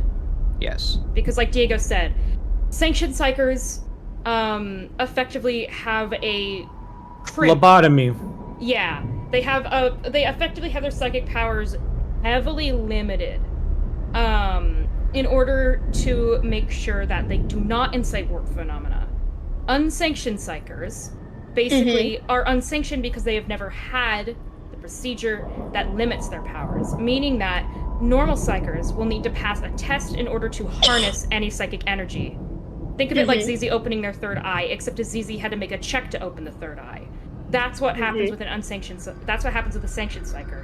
Unsanctioned psychers are effectively like a random number generator. If they get emotional, if they lose charge of themselves, if they get hurt, if they get angry, they can activate a power snap on a whim. They also, because of this lack of, I wouldn't even say lack of control, because of the volatile nature of unsanctioned psychers, there's a much higher chance of side effects and other things going wrong around them, which is why they're so dangerous. Love that. Yeah, because they tend not to be able to hide themselves from the powers of the warp, so yeah, demons are drawn to them like flies. Yeah, they're really dangerous. Most don't even survive to adulthood, so the fact that she's there and still standing and talking means that she is very powerful and very good at keeping herself under control. So how do you intend to distract her? I hit on her. Fuck no. Damn it. My plan's out the window knows. That'd be funny. That would be funny though, not gonna lie. Okay. Would it be funny?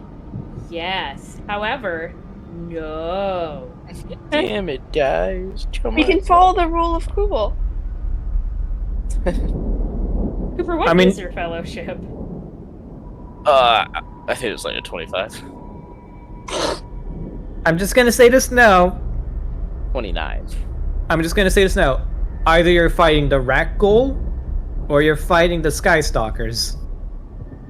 I don't like either option. Rak'gol. Wait. Sorry, Grant. Because he doesn't call you Captain. Grant, come here. As he's inspecting the statue, he walks over. Yes? Do you think you could, say, distract her with a little bit of a schmooze? A 1-2? Kind of hibba-da-dabba-da. Ark's ears kind of flick as it's basically signaling he's listening in and, like, completely befuddled. Like, what the fuck are they talking about? Man, could you do it? Grant is going to stare at you with the cold lenses of his gas mask. And You stare into the yeah, the space helmet he has on. right. And then from there, Why? We're trying to distract her from noticing ZZ's power of attaching it to the statue. I will admit, you are the person with the most, how do I say, Canonically has the best riz. you are the Rizzer. This is true. Because he's You the are the seneschal. wizard. That being said, Grant, I believe, is a close second. Grant is the Rizzler. Confirmed. You could Rizzer Grant is going to. for the mission. Grant is going to lean down and purposely rub his fingertips on the temple of his gas mask. And he is going to go. They made an offering for us to commune with the Skyfather. I think they expect us to already. Why do we need to do this informally with them? Senator, you Because want to she answer? doesn't know I have the same powers as she does. So yeah. Art kind of looks to Beck. I'm trying to help out. How much booze are you willing to buy me? As that Seven. as that question's being asked, Grant's gonna go, you know what? I'll do it. As he walks over. We're gonna Didn't start. even need to buy it. This We're gonna entire s- time, I was thinking about having Cadium just go over there and just straight up going, like his autistic ass, "Hey, what's up with the skull on your waist?" Yeah. So That would have done That's what it. Ark I was think. going to do. So Grant's gonna walk over there in a dignified fashion. Very dignified.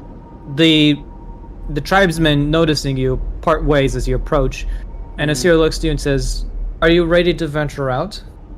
Not quite just yet, but if I wanted to confirm with something already. So, Diego, Yes. is it safe to assume this woman has a sense of humor? You know, you're not sure they have a sense of humor on this planet. Mm-hmm. So, But, diplomacy oftentimes has to make everyone laugh in order to work. So, what do you have in mind? because my charm skill, it is trained, and my fellowship is 51. So, in this instance, I am not flirting. I am just going to be talking respectfully. And to clarify, out of game, we're overreacting, aren't we? Like we're not. It's that that she's not going to care that ZZ's a psyker, not psyker, attuned with the Warp. That's as not what well. we're worried about. Okay. What we're worried about is her thinking that ZZ communing with it because she can sense that in that way is going to be tampering with it. Because though she doesn't exactly know what it is. She doesn't know what ZZ is doing when they commune with the Nexus.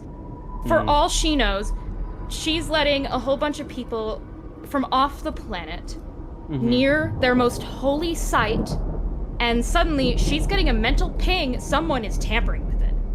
That's what we're worried about. She has also confirmed. She's also confirmed to you her ambitions of conquering the entire planet in the hopes of unifying it to get the Skyfather's attention. So, Okay. you're not dealing with some helpless desert princess. You're dealing with a warlord trying to unite her people by force. Yep. So, Grant's Do you gonna want to go- make a? Do you want to make a charm test? I want to say something before I make the charm test. Is that okay? Hit me with your best shot. Why don't not- you hit me with your best shot? I'm Balloon not flirting. So Grant's gonna Noted. go. Grant's gonna go. We are as we are sent messengers for the Skyfather. I would appreciate, in order to best help you reconquer the whole planet, is that if you were to unlink yourself temporarily, so that way we may commune with the Sky Father as well. Are you Roll me okay charm. Okay. As you say, are you okay with that? She ponders to herself. What do you roll? You have a 51-49 chance of doing this. I'm going to use my fate point. Yep. 1 fate point. That's a 51 success. exactly. 51-49 chance. Yeah. She looks to you and nods hesitantly. I will not question his messenger's will, if it is his own. She concentrates for a second, and you can feel the air around you grow cold. You can actually see small bits of ice forming over the lens of your mask. The other Drossmen back up, and you can see that they actually shiver. It gets very cold around her. Eventually, she opens her eyes again and says, "You may speak to him." Ark, who's kind of been listening in, just kind of leans to Zizi. Now. You got it, boss. Can I say Willpower what, test. As Grant, Willpower test. as Grant walks back, he's just gonna walk next to Ark and he's gonna go, yeah. So yeah, she won't be going to any balls with me anytime soon. Ark just kind of blinks. You know, for someone who claimed to live with the members of the Sororitas, you're, not very seductive. It was our love of the Emperor that brought us together. Zizi, I need you to roll me a willpower test as you I was waiting for perform their the reading. conversation to end. That works. Oh, yeah. Can I use my exceptional leader to increase that by 10 points as well, if that helps?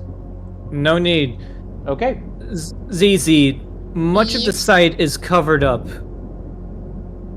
A lot of the original structure has been covered up by, the Drossmen's redecorating.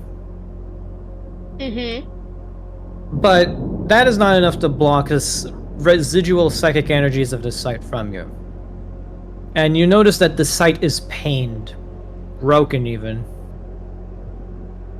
I forgot to mention the test was at a -20 due to the destroyed nature of the site, but with the 26 you would have passed anyway. Yes.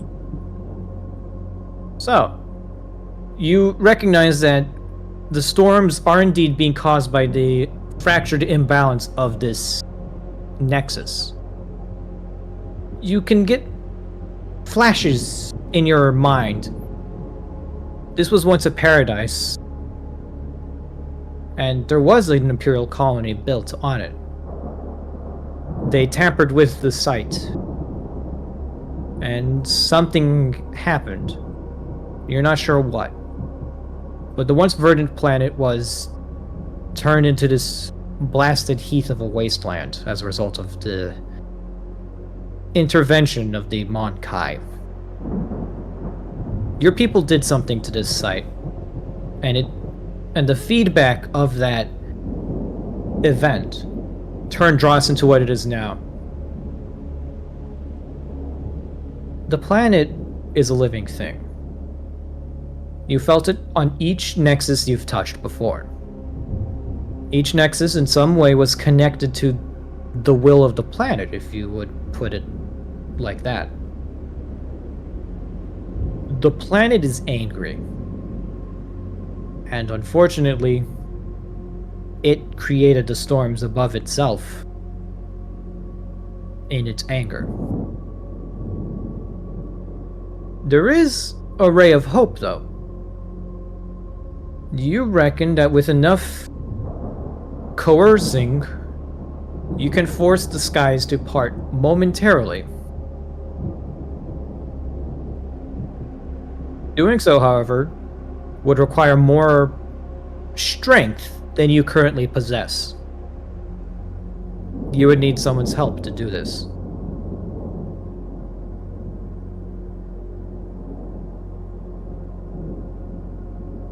So I'm thinking either Octus or the Space Lady. I was gonna say, does Zizi relay this information to the party? Yes. Okay, ZZ basically gives you all the 10-4 on what they've gleaned from the site. Okay. Initially in High Gothic before they realized and switched back to low. Art Yes. kind of nods to Zizi and kind of looks to them. All right, I have a plan. Are we done here? I'm good. Art kind of looks over, basically walks over to where Asira is her name, correct? Asira Storm Speaker. Yep. Okay. And kind of walks on over to her and nods. We're ready to go. The Skyfather. Sorry, I just like choked. Okay, back in context. Lovely, great job, Sel. The Skyfather spoke to us. Once we cleanse these, she called them Star Devils, correct? Yes. After we cleanse the Star Devils from this planet to the best of our abilities, if we return to here, using our combined connection to him, we should be able to temporarily part the skies and allow you all to, at least momentarily, receive his blessing. It will She take looks both at- your strength and ours to accomplish it, but we have confirmed it's possible.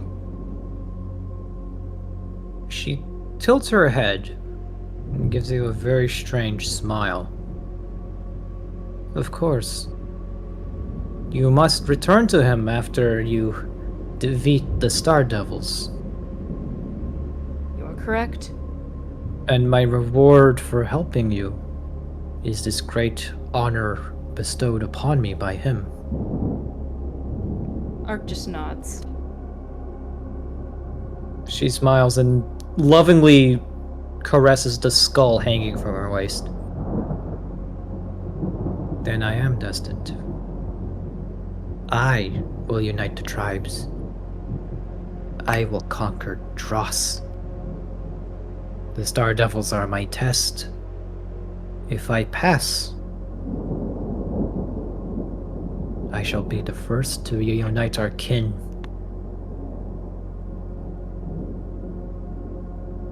We must not waste time then. Let's get going. Gather your shield, brothers. The Star Devils' encampment is far from here. We must travel quickly. They do not stay in one place for long. All right. Low key, I really hope we're not putting a Saddam Hussein equivalent in power. Probably. It'll be Probably. fine though. It's fine. The thing is that if we need her help to get off the planet, we need her help to get off the planet. Given that, if it's only temporarily, and very temporarily parting the storms, people aren't going to be able to get back here easy anyways. At this point, the planet is effectively a lost cause. It might as well be a dead world. Yes? Did you want to say goodnight to Artemis? I'm alright. Thank you, though. Good night. Night, Dad. Not I my won't. monkey, not my show. Yeah, much. pretty much. It's like, Diego, am I correct in my assessment that at this point, between meddling from Xenos, the fact that the entire thing is covered in, shipwrecks, nothing grows here, pretty much, etc., etc. This is basically a death world. Let me check the map. If this place is on the map, it should. Oh, Let's that's see. true. There's a Coronus Expanse map. Let's see, if Dross shows up on here, it'll be labeled. Unbeholden Reaches. Where are the Heathen Stars? Off to the north, but no. There's No. Vaporeus and There's Zaith, but Zaith. I don't see yeah. Dross. And yeah, Procession- all the heathen stars are here because there's also Nudwish. Processional of the Damned is right there. Heinister's World. Foulstone, surprisingly enough. Fun. Lucen's Breath. Ruff, do not step on the Select a keyboard. snot. Do not. Yeah, No, it's not on here. I'm not seeing it. No, Dross isn't on here, so I could say that yeah, safely this, and based on the logical conclusions you're drawing in character, I'm going to tell you this because you've been pretty on the nose with all these deductions. Mm-hmm. These people are very jealous people. If they're fighting over shipwrecks, you get the feeling that if Stormspeaker gets too much power, the other tribes will grow envious of her. And, much in the same way they raised an army to fight the Rak'gol, the other tribes might raise an army to fight her specifically. Mm-hmm. So you get the feeling that this situation is not going to stabilize short of full-scale planetary intervention. Yeah. But we can't do that if you can't get through the atmosphere.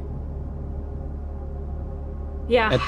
At the very least, though, depending on how long the storms are parted for, it is possible you could land a couple of shuttles onto the surface to take some premium loot from the shipwrecks.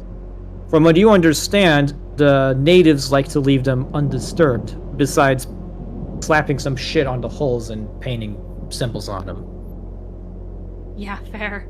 Art kind of looks to back to ZZ and Grant as basically we start walking in, I'm assuming. Yeah, you guys are now full tilt marching through the desert. Grant knows traders can't, correct? I must. Oh yeah. Yeah, you two know rogue traders can't, so you two just basically, through a combination of body language, innocuous phrases, and very specific looks, you guys communicate in this very clandestine language that would make the fucking Alpha Legion proud. Lovely. Ark pretty much relays that to him, and basically, Sorry. no, Sorry, the water went down wrong, sorry. That's what happened to me when I started talking to her! Yeah, sorry, keep going. Art kind of looks to Grant and realizes what you just told me, what I was deducing out of character, and just kind of looks to him. A short while could be anywhere from a couple of minutes to a couple days. We don't actually know. If things look good, we can land a couple shuttles down here, and if all goes well, given that we now have a map of where where their shrines are, we could very well potentially recover some of the Imperium's goods for ourselves. There could be some good stuff lying around. Plus, we need her to get off the planet unless we want to brave the storm again. Because we're not going to be able to get Octus down here. We can't even reach the ship. If ZZ needs another Psyker to help him, she's our best bet. Right. I don't necessarily want to put an unsanctioned Psyker in charge of this entire planet, but at this point, it's a dead world. Sooner or later, everything here is going to die out. They're not... The planet is so broken. It's lashing out in the form of the storms, from what ZZ said. The only thing that could save this planet, like with Vaporeus, due to how far gone they are from the God Emperor's light, is full-wide planetary intervention. So, we can't do that. There's no way to land that many Imperium troops on this planet. So I'd say we take what we can get.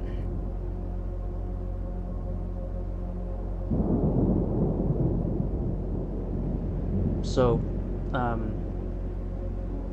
Grant is going to say, agreed. We'll take what we can and remove ourselves. This is the world at its end, at its true end. It's a dying world, lit by the ghost light of a sun trying to pierce its way through eternal clouds. If at the very least, we can give them some hope, save them from extinction via Rak'gol. I think we've done far more than we set out to do here. Mm-hmm. And hopefully, maybe Cadmium being able to study Rak'gol technology will maybe sway some of the higher-ups in the Mechanicus more to his favor, should that issue come up. Mm-hmm.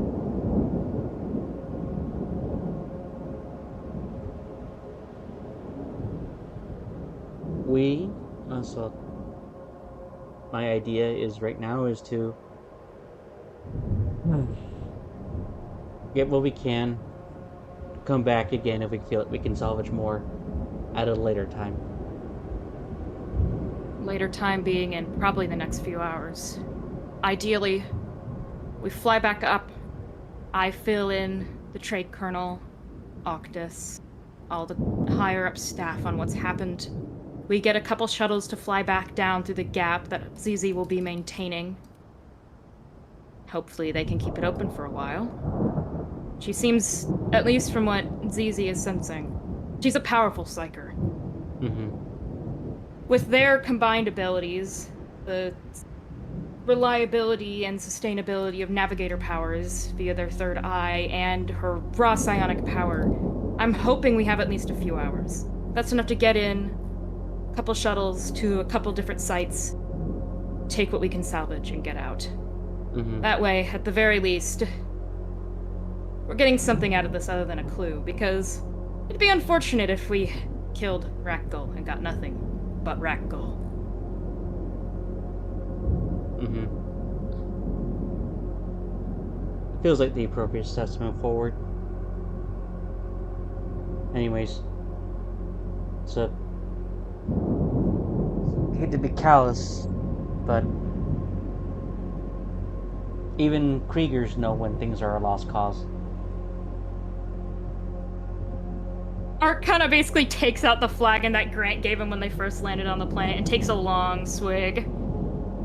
Trust me, I'm sure this isn't the first one we're gonna see.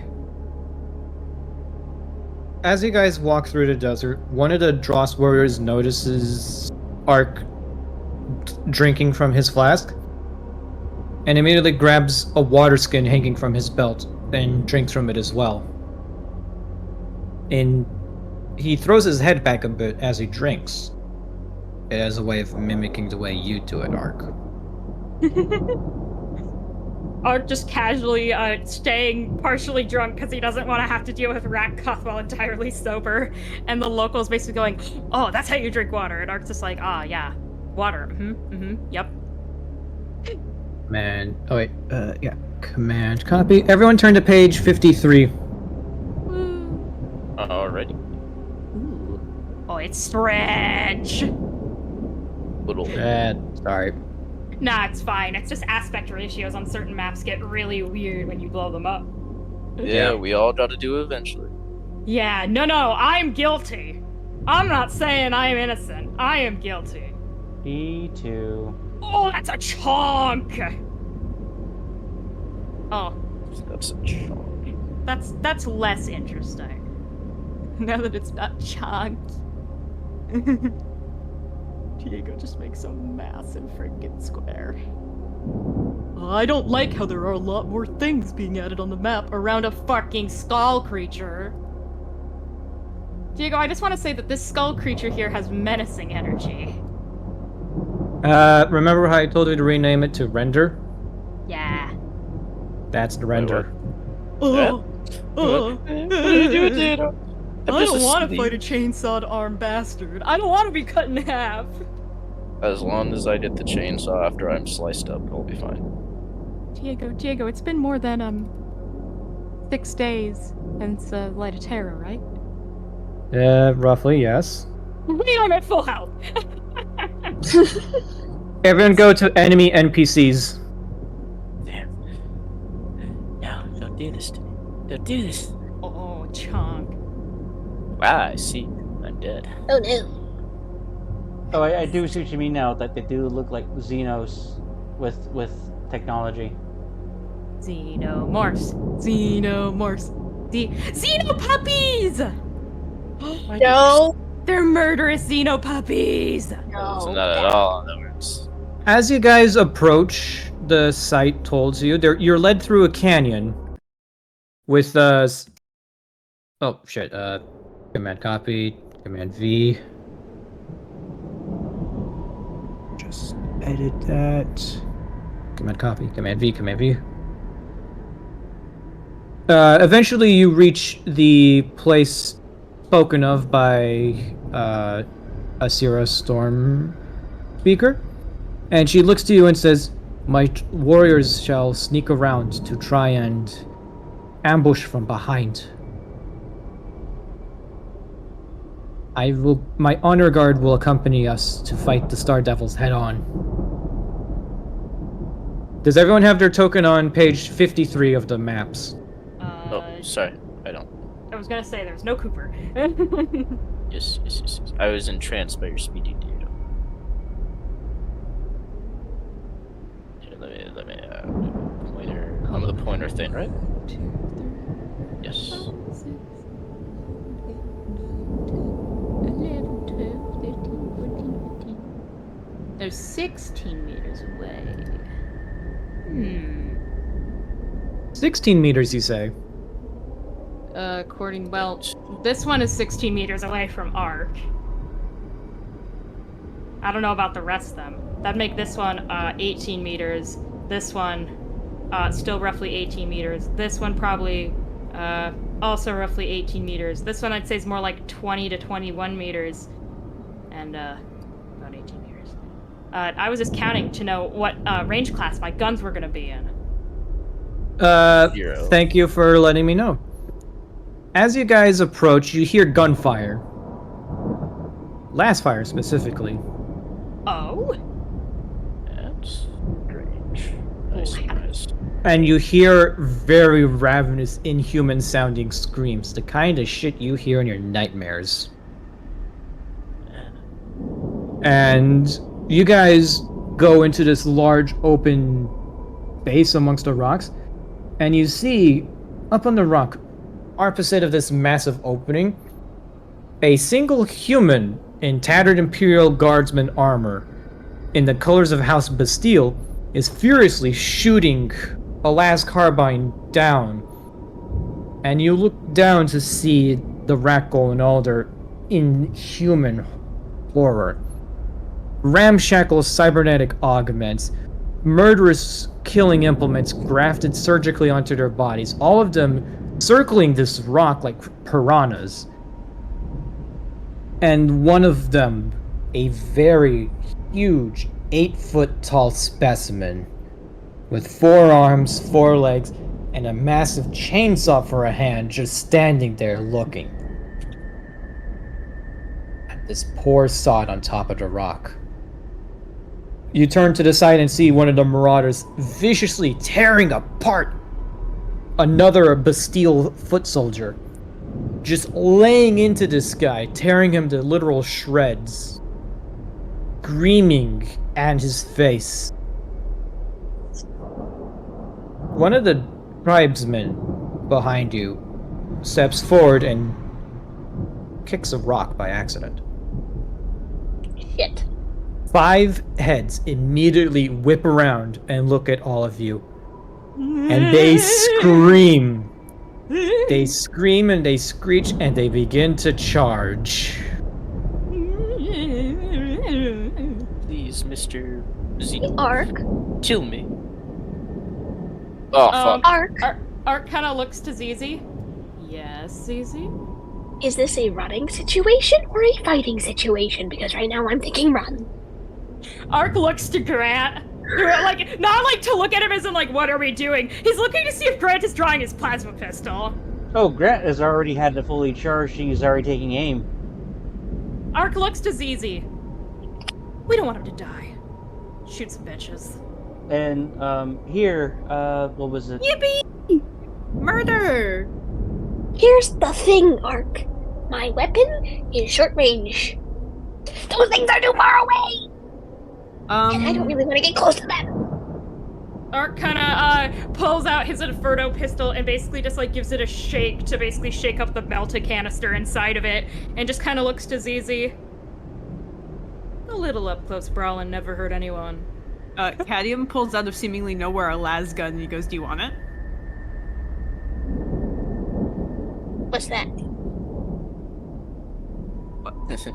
What do you mean? What's that? It's a Like, is it gonna kill them? it's a fucking las.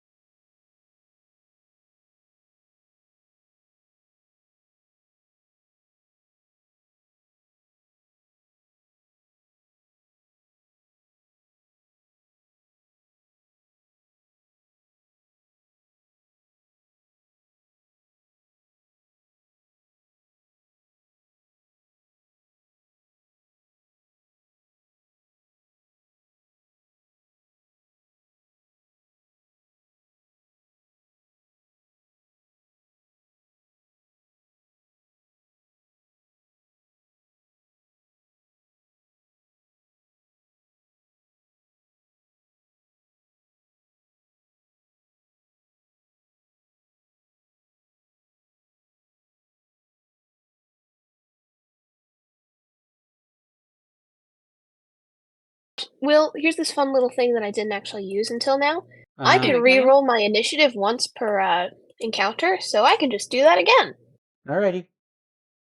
There we go, that works. Holy Alright. shit!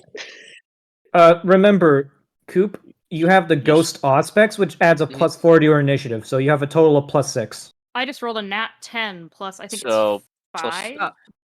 plus, I think. So it's +7 plus your plus agility. 1 plus So paranoia Plus, is yes. 2. The thing adds +4, then plus. Okay. So yeah, +6 plus your ag bonus. ag bonus. I'm ordering real quick. Holy fuck. I'm gonna Plus roll. 11 is insane. I'm gonna roll for the Rak'gol. Agility bonus Wait, of never 2 mind. and You already 4. did it. Add Beck in. What did Beck roll? Oh, never mind. 16. 16.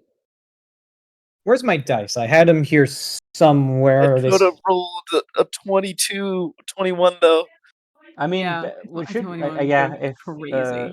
I'm pretty sure Beck would probably be the most hyper aware how fucking dangerous these things He's are. he's Oh paranoid. yeah, yeah. Also, I mean, Yeah. Beck has anxiety, obviously. He is paranoia in space Also, and out of Diego, space. I'm sorry for you going like, yeah, minus 30, and me just going, seneschal ability. Wait, I don't really mind or care. Is this the +5? This is the +5, so Diego, 6. Yes. did you mention anything about the Xenos trying to scare us? They're not trying to scare you. They're not trying to scare you. They're trying to rip you to shreds as fastly and efficiently as possible. Cool, because So- reading through my sheet, I realized I have immunity to fear caused by Xenos. I don't know what that does, but okay. Means that you can't get the If they fear attempt condition. if they attempt to give you fear, then you're not going to stand for that shit. Okay, cool. Yeah. Also, Grant is able to. What's his ability?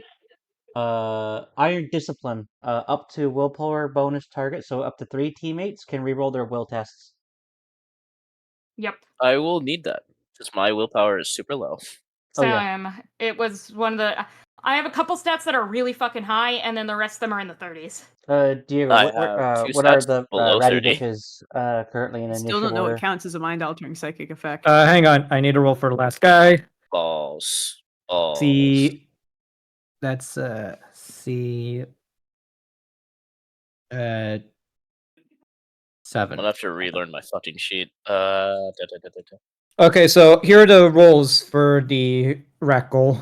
Alrighty. Oh yeah. Render is at 12. Carver's at 13, 10, 10, and 8. Okay. The Drossmen are going to come in. I'm going to roll for the Dross. I'm rolling for the Drossmen as a group. Okay. Do If I carvers can go find. before or after ZZ? Ag bonus.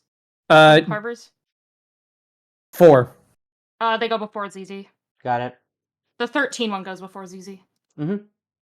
Tribesmen just rolling once, plus 4. 8. So the Tribesmen have a 4. Oh, do we also bring the Imperial Guardsmen that we that? They're earlier? still at the ship. Mm-hmm. Oh, I thought I mentioned I brought them. Well, shit. The Drossmen No, they come were in at. specifically told to stay. Yes. Kaylee, can you do me a favor? Yeah, what's up? Can you look for bow stats for me? Bow stats? Yeah. What Thank are you. the Cooper, 10s? use your fucking gun. I want to use my bow though. It's so cool. Adira comes in at 13, Ag bonus. plus 3. Tied with ZZ.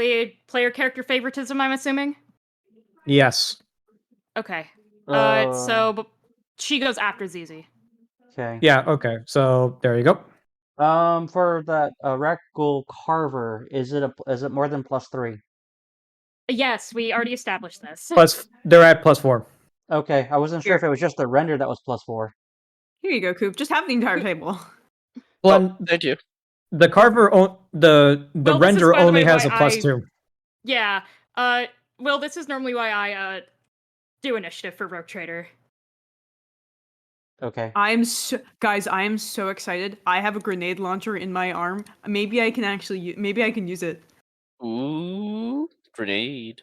Me and my compact grenade launcher about to literally fuck some guy up. I'm so excited. I want to hit something with it. I would like to inform you all that the Rak'gol have an ability called Unnatural Toughness times 2, Oh, sorry. That means which means their toughness bonus has been raised to plus 6. Nice. Awesome. At least they Oh. don't have the fucking unkillable trait. Do they have the unkillable trait? They better not have the unkillable trait. Fuck yeah. No, but this one has Die Hard. Of course it does. Why does it have Die Hard? What? well, I do was the looking domain through the monster expansion? manual literally the other day. can Hang you on. English, please? No, I don't want a metagame. 1d10 plus No 12. metagaming. F Urgh. force. I don't know what it means. TLDR. None of us know what it means. Basically, it means that, if Thing is bleeding out, Thing can say no by rolling a test. Hmm. I believe it has a limit to it, but that's the TLDR. May roll twice to avoid death. Yeah. Prerequisites willpower 40. Yeah. Oh, wait, Like that's I said. weird. Like I said, if something Oh, says oh. no, if die, no. If dead, no. If death, potentially no. That's fun.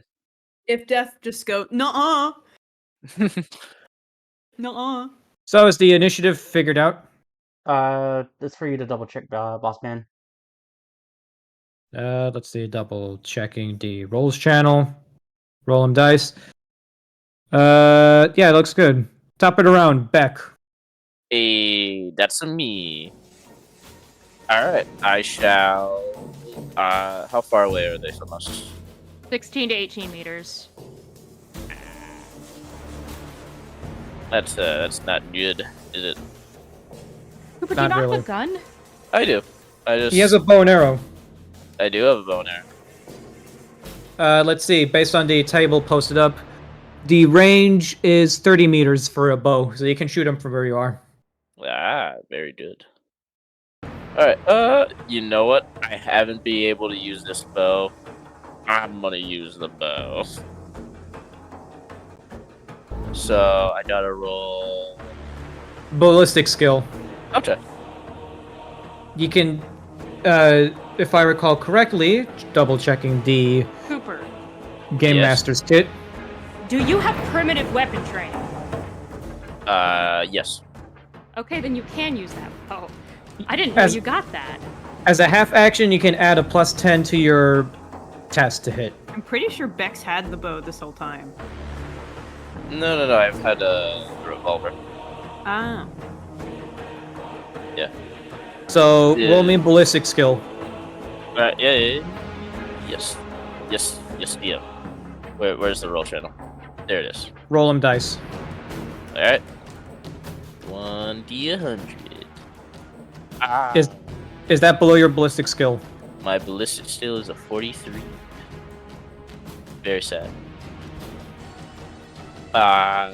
With my other half action, I can shoot again, right? Yeah. No, you need to Alright. knock another arrow. Oh, that's how it works. Yeah, it's a half action to reload the bow. Alright. Yeah, I'll be fine with that. So, Beck lets loose an arrow.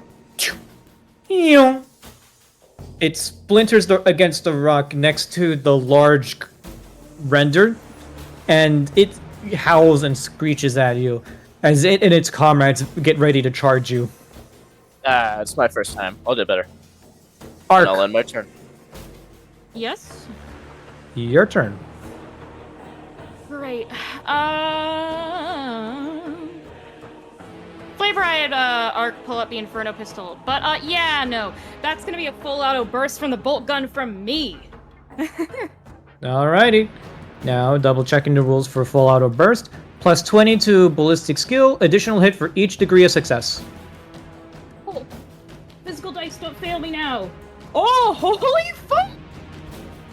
That's not a nat 1, but that's a natural 10. My ballistic skill is 47 plus 20 is 67. 6 degrees of success. Oh no, 5 degrees of success. 5 additional hits. Rate of fire for it is 4. So I have 4. I'm rolling damage on the bot. Okay. Question: what is the penetration value on this gun? What is the penetration value? I believe it's 4. Yes, it's 4. However, it does have Okay. tearing, so I'd like to shoot every single bolt at the render, by the way. Got it. So, Um, so just making sure what tearing does. tearing means I roll 2 dice and take the higher number. Right. Yeah. So I'm gonna roll, I hit 4 times 8d10 plus 4 times whatever the bonus is, and then I'll need to do a whole bunch of calculations, but it makes it easier on my end. Plus 16. Oh, right. 49 with an Emperor's Fury, so that's 10. Wow, that rolled really shit. 10, 5, 5, 6. Picking out numbers, that's toughness bonus only applies for the first hit taken every round, by the way. So the first one does 14, the second one does 9, 9, and 10. So those are your damage values, Diego. The first one's going to be negated by toughness bonus because it's the first one I rolled. Body armor at 9. What is the penetration value again? 4. 4. So reduced to 5. So first attack does no damage at all. Yep, toughness bonus, I assumed. Then reduced by 5 armor. That's damages 4, 4, and let's see, toughness 5. bonus 5. So that means he takes 8, 4, 4, 13, 6. 13 damage. 13 damage off the render. Very good. Very good. Wouldn't it be Emperor's 4, 4, and Fury. 6? What? Wait, isn't I it rolled- 4, 4, and 6? No. Reducing by 5? Or, oh, wait, yeah. Wait, what? But we I can added math. 4 plus 4 plus 5, which is 13. Anyway, Emperor's Fury.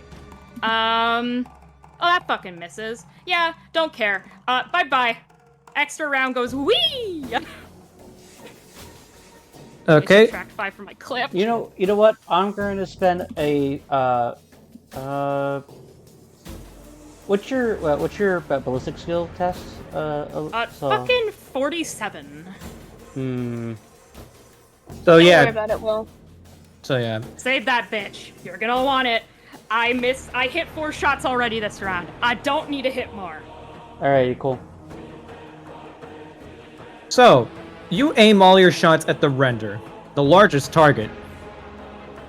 It does not react to any of your shots. It does not show any pain. It does not show any weakness. It does not show any anger or fury at your attack. It does not appear to be moved at all. It doesn't even seem to notice any of your wounds. It just looks at you and keeps roaring and hissing. Yeah, okay. You did do damage. It refuses to acknowledge it. No, that checks out. Rak'gol Carver. Frenzy. You're fucking okay. You're kidding me, dude. Movement 16 would reach you. For that one, yes. For the other ones, no. Which one are you again, Ark? This one. Why do I always get bullied?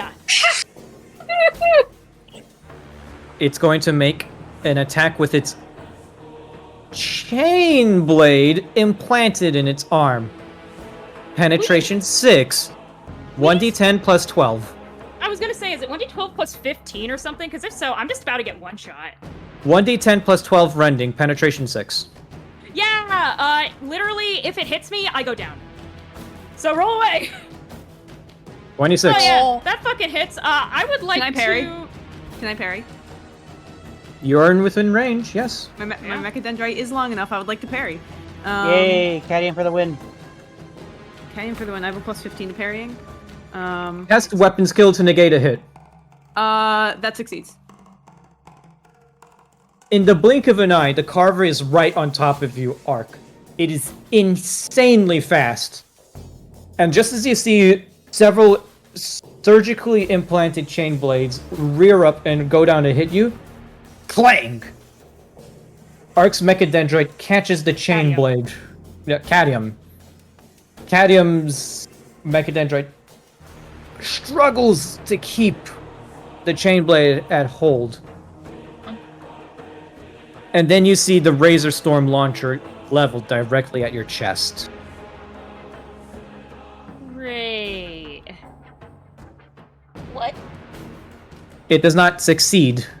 Oh my god. So basically, as Cadium catches one, Ark goes, I owe you one. Oh shit! And basically, immediately does, the equivalent of a dodge roll out of the way for flavor. As basically, those things do a lot of damage, right? Would it be able to explode part of the rock behind it? Because if I remember right, those are effectively, mini cannons.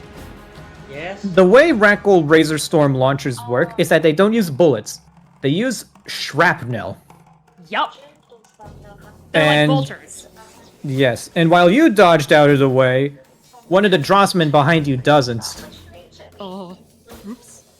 I'm gonna roll 1d10 plus 3. Yes, and then when they're knocked out, 11. Checking the stats on this guy.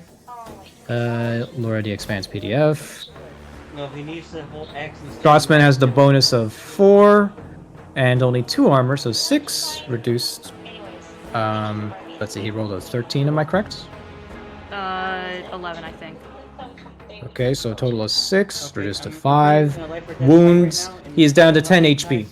As you see the shrapnel tear into his arm and flesh goes flying as chunks of it is blown off his arm by the storm of razor-sharp bits. That ends the Rak'gol's turn. ZZ. The fact that we're fighting was okay. Yeah, I'm gonna shoot a bitch.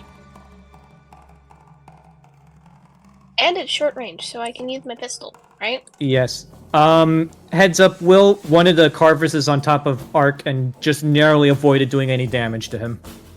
Okay. I almost got one hit down. Well, okay, I wouldn't have gone down. I would have started immediately taking critical damage. Oh yeah.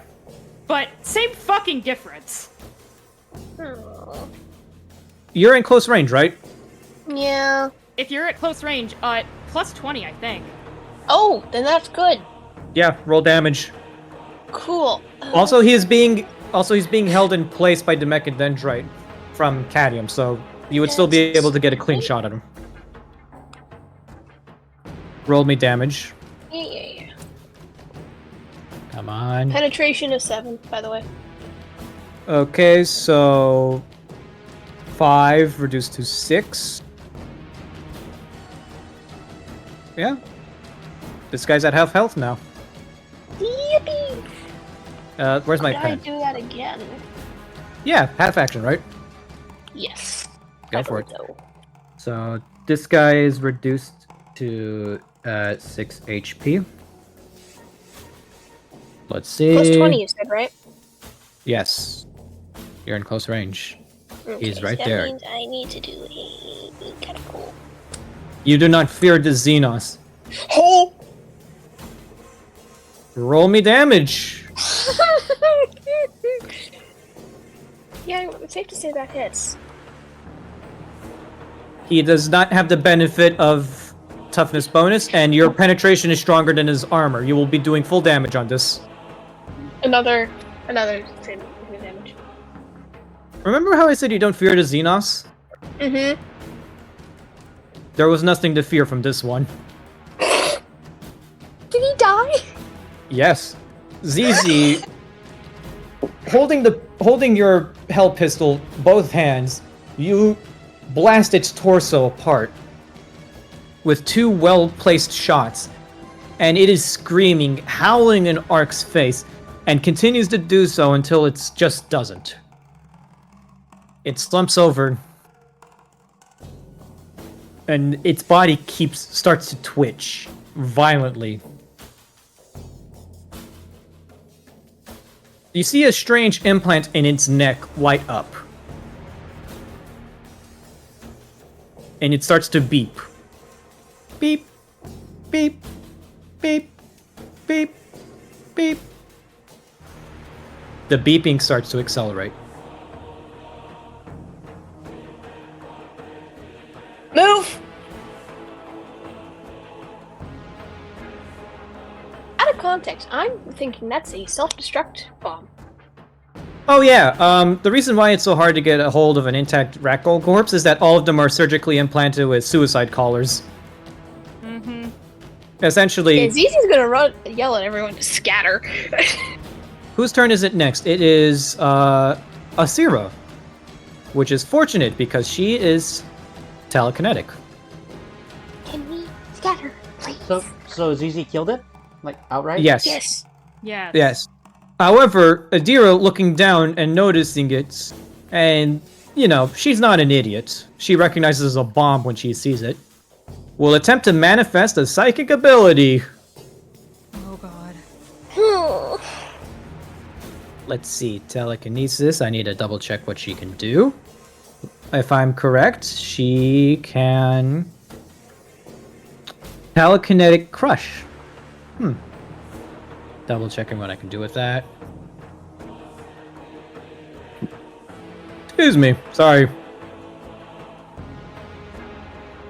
Telekinetic crush, telekinetic crush.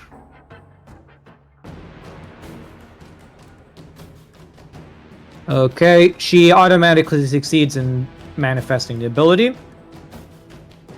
You see her eyes glow and sparks start to come out of her hands and what's left of the Force Staff. As the Rak'gol corpse raises up into the air, and with a single disdainful flick of the wrist, she hurls it all the way over here. Command copy, command V.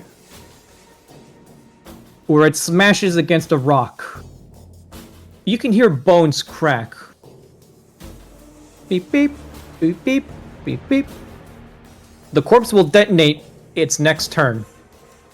But you are now safely out of range as she has basically flung it all the way over there. Hell yeah. She cannot do... sort of like glance at her. Note to self: don't cross you. I have led tribe to many victories, small one. I intend to lead it to many more. I am literally taller than you. How tall is ZZ? Like 5'11", 6 foot, something like that. Oh. ZZ's taller than Cadium. Cadium's the shortest one. Yeah. I keep thinking that ZZ is really short. I don't know why. That's No! my bad. No. Here's the thing. ZZ is tall but lanky and looks young, so everyone assumes they're younger than they are. Oh yeah, that's true. Anyway, it is now the Carver's turn. The Render's turn, I mean.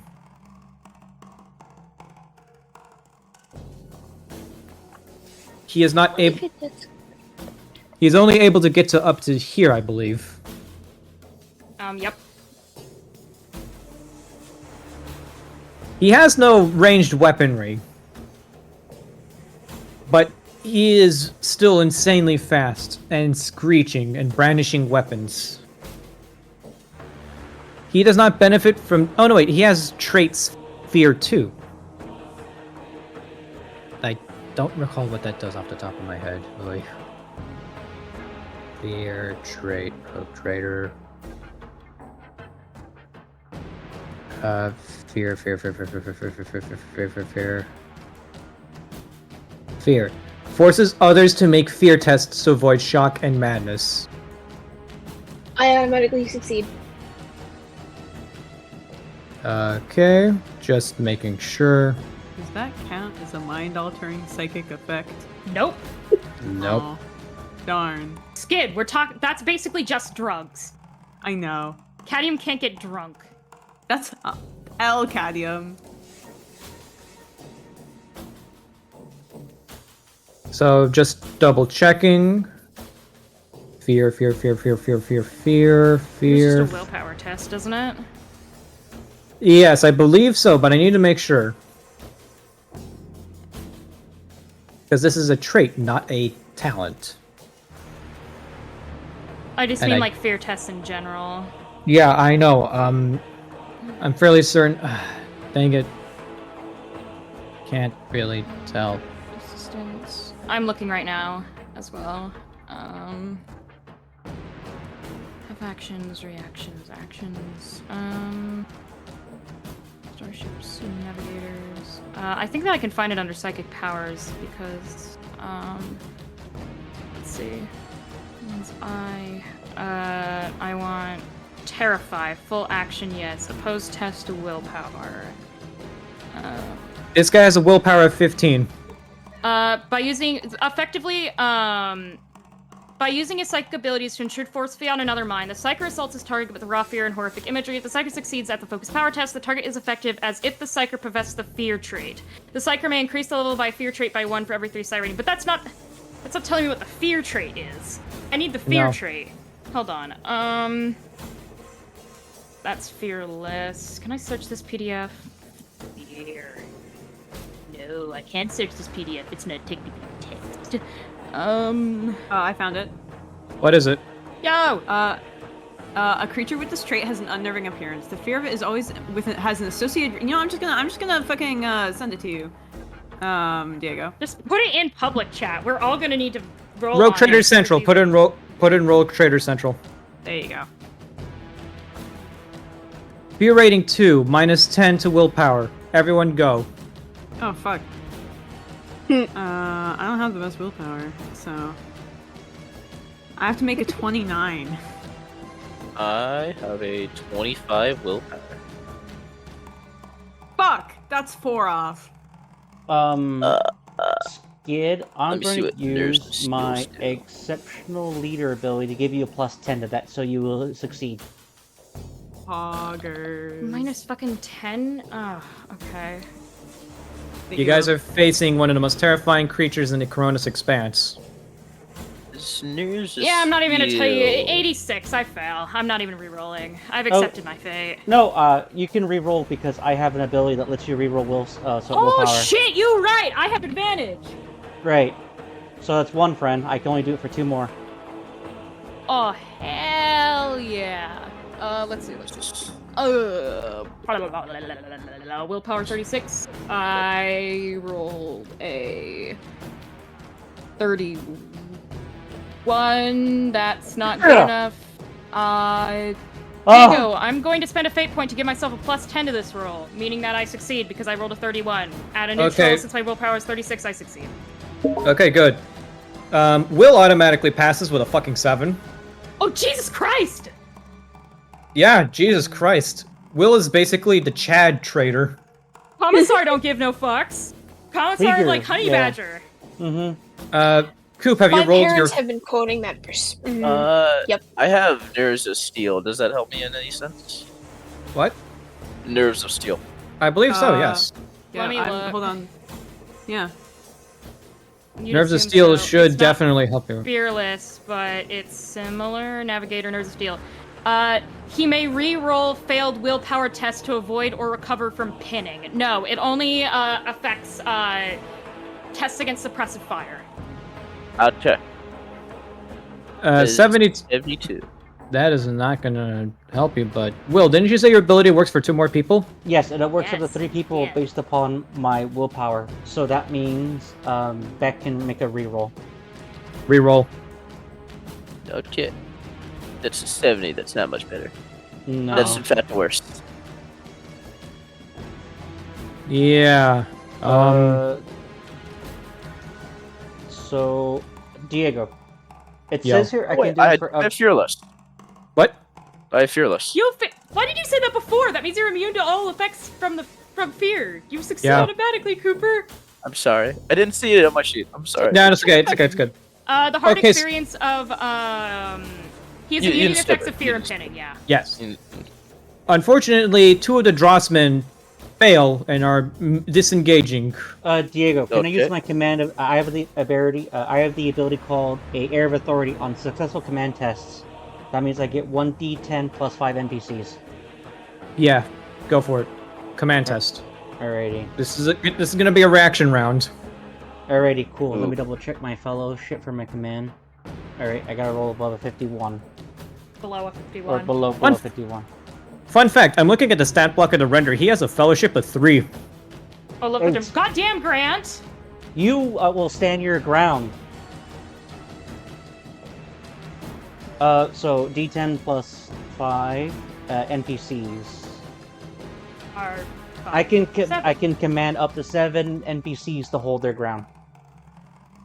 The 2 Drossmen who are retreating immediately turn around and, looking at you, realize that risking the wrath of the Skyfather is probably worse than fighting these Star Devils.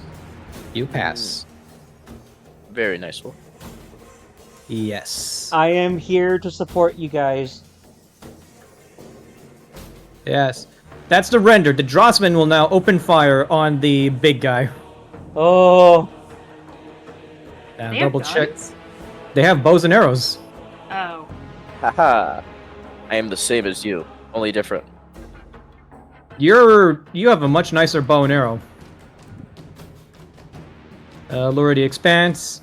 Double checking the stats on these guys. They have a ballistic skill of 44. It's not even bad, goddamn. Roll That's pretty good. 3d They have a 100. better ballistic score than I do. Only one of them hits. And It let's is play pretty is he even good gonna hit, deal though. any damage? Because Diego, you Oh. said that thing has like an armor rating of fucking 9. oh wait, Yes. I already used my Air of Authority, so I can't do that. For my Air of Authority, does that reset per turn or per round? Per Per round. round. It's a reaction. Got it. So 1d10 plus 2. 9 toughness bonus, 10. One of the arrows just sinks harmlessly into the render. And it actually stops screaming for a moment just to look down at it. And it revs up its chainsword and just cuts the shaft of the arrow. The Drossman just looks to you and looks to Asir and says something in his language. "Eroike Sena." And Asir turns to you and translates as, "He regrets coming with us."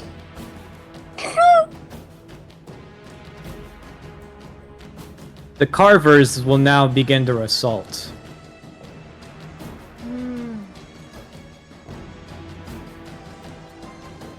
Fair. The lone Bastille soldier will try to take pot shots at one of them. Go, If lone he's- Bastille soldier, go! If he survives, he shall be dubbed Randy too. Misses. He shall not Boo. survive. He ain't gonna survive with aim like that. Be like Wait. Ark. Have a 90-meter range bolt gun so you get a plus 50 to your full auto burst. Ballistic skills of 31, but since they are benefiting from the frenzy talent, it's gonna be a bit higher. The frenzy talent is cringe! It's cringe! I say, knowing full well that it actually is the only thing that makes certain Xenos creatures that I was looking at the other day viable. Frenzy reduces intelligence and ballistic skill by minus 20. Yeah, doesn't it also, though, like, give them massive amounts of, weapon skill? Yes, One but of that's those hit. Also, haha, funny number. they have a ballistic skill of 31. Oh, yeah, they hit Minus 20 means that Oh, yeah, they hit unload shit. a hailstorm of bullets at you, and most of y'all are able to dodge, but the penetration on these things are so shit that Cadmium, you get hit with a couple of these, and you look down and notice that they are being easily blocked by your armor. Good! I like not having holes in my skin. Yes. Unfortunately, the rock face behind you guys gets horribly defaced as a result of their attacks. Up in the initiative order is Grant. Alrighty. Wait, what? Oh, right, yes. Diego, they can't shoot well in Frenzy. Oh. Grant, it's your turn! Sir Game Master, can you pin the initiative order? Alrighty. So, Pinned. the closest target right now is the skull one, right? The render, yes. Right. So, let's see. For this, no, if I move, I'm gonna lose my ability to shoot twice in one turn. Is that correct? Yep. Yeah, pretty much. Alrighty. So, for this fucker in front of me, do I get any bonuses to my ballistic skill when I shoot him? You're in short range to point. You're in short range. You're not at point blank because he's not standing right next to you, but, plus 20. Plus 20, got it. So, right now, let me double check my character sheet. I think it might be plus. Let me check. It might be plus 10, but I want to look. I'll get back to you in 1 second. Alrighty, I just gotta roll below a 60. Pretty much, yeah. Yeah. Sure. You betcha. Where's my range? That's my base ballistic skill, but if he's still... Yeah. You're, it's plus 10. So that means I gotta just roll below 70 then. Yeah. 48? Hit. Extra damage dice! Woo! Alrighty, is that... okay. How many degrees of D10, success baby. is that? 3. 3? And 2. my weapon 2. penetration... It's 2. Okay. Still, same difference. What was it? Your dice. 2d10, and I have a plus 6 on my penetration. Okay. So it's just, I just roll 2d10, yeah, just roll 2d10 plus, and then nothing else, or do I just add a plus 6 to that? Add the plus 6. Your penetration and bonus are different. Got it, cool.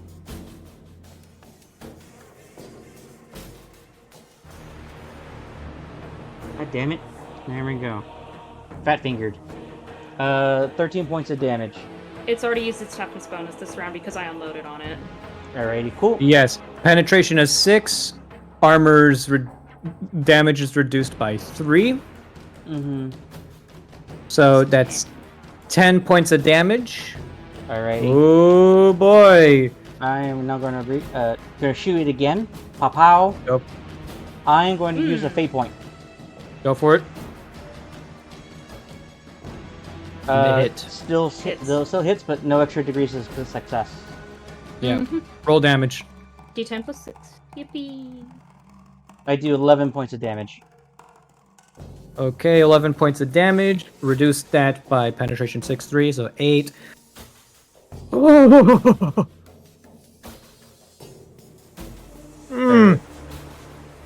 he is still standing. He is very angry.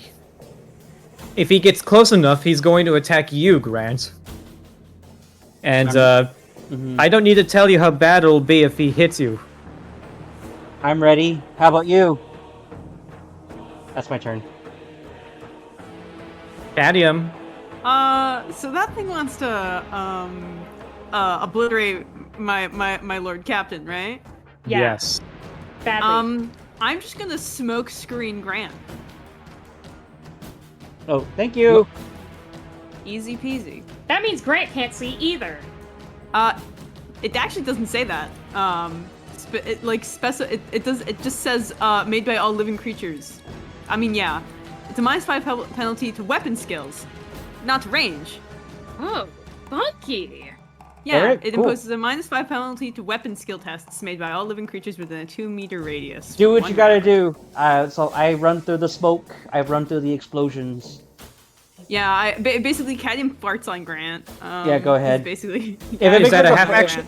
Yeah. Is that a half action or a full action? a half action. You can shoot the render then. Are you Yeah, I making wanna like a shoot the bass boosted render. like fart reverb? Cadium will play it on his soundboard. Okay, so since I'm do I get any bonuses for trying to shoot the render? Yeah, you're still in short range. Great. Is that Plus what 20. is that? Plus 20, great. 20 ballistic skill, plus 20 ballistic skill. Roll damage. roll Thank attack, you roll so attack. much, Skid. Come on, I You're want big welcome. numbers, big numbers. No whammy, no whammy. Yay! That is 2 Yay! degrees of success. Roll damage then. What is the penetration on your pistol? What is the penetration on my pistol? 2. Let's see. Yeah, 2. Penetration 2. Okay, let's see it. Let's see it. Come on. 13. Nice. 1 up. Okay. Okay. So Uh-huh. Okay, Mr. so Mr. -2, 7 comes out to Yeah. 6 points of damage. How do you want to do this? Yay! That's right, different game system. I still fucking stole it. I'm a constant kill stealer in this household. Yes. Yeah. Who cares? It's dead. I would like to shoot it and then use my 2 remaining mechadendrites to literally tear it in half. You're not within range of melee. My mechadendrites have a range of 3 whole blocks. Which means that Cadium can in fact reach it with his mechadendrites. Yeah. Cool. So They're 9 feet, which is 3 meters. you take a shot and blast a hole into its head. It is still screaming, and its body starts to twitch as it slashes the air impotently. And several clawed mechadendrites reach up, grab his neck, and remove the head from the body. The body twitches and falls slack, but the head, gripped by the mechadendrite, still screams and thrashes. And keeps doing so. Keeps doing so. Cadium looks to everyone else and gives them all like a thumbs up with a way too enthusiastic expression about just murdering for someone who just absolutely obliterated the thing. Beep. I would like to throw that. Beep. I want to throw that. I'm throwing that. I'm I throwing was that head. about to say. Roll me a strength test. Okay. What is my strength? 31. Not great. Let's see what happens. Give it a plus. Do your mechadendrites give you a strength bonus? I have no idea, actually. I don't know. I don't think it like specifies anywhere if it does. Like if the mechadendrites do anything else. It'd be cool if Yeah, they it did. will in mechadendrite use, I think. Let's look at mechadendrite use. Yeah.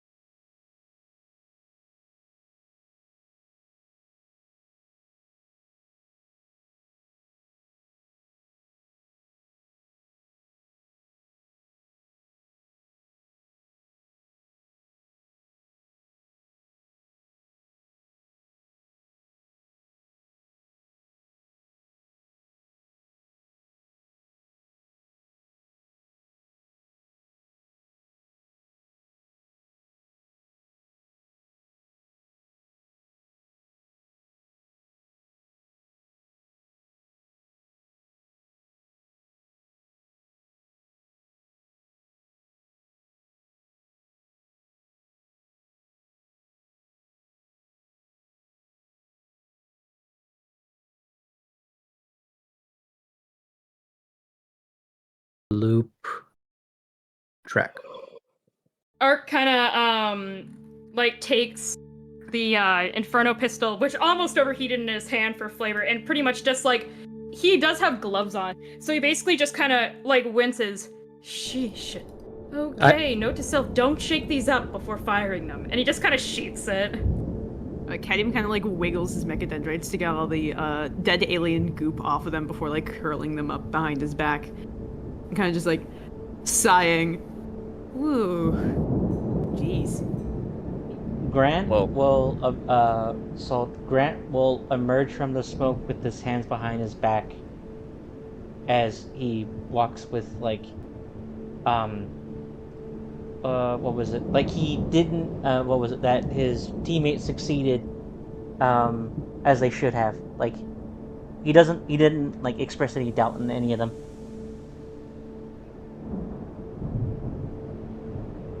Five warriors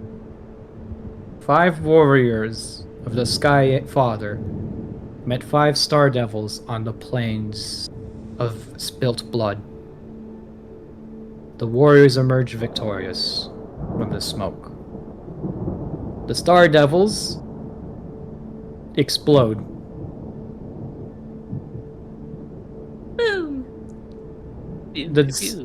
The suicide collars implanted on them. Just to check the render also. Yes. Bomb collar, self-detonated. They are all destroyed. Very little of them remains, but a quick check of the Geiger counter confirms that this area is mildly radioactive now. No long-lasting effects will befall you if you don't stay here overnight. Okay. Asira looks towards you all and raises her fist, and you can hear the rest of the warriors cheering from behind her. You realize that the reason why they had such a hard time fighting these Rak'gol was because of their armor. These warriors were used to fighting each other in these childish wars for the shrines. They were not used to a truly prepared and armed military force. Even 5 Rak'gol would have been enough to take them all down eventually.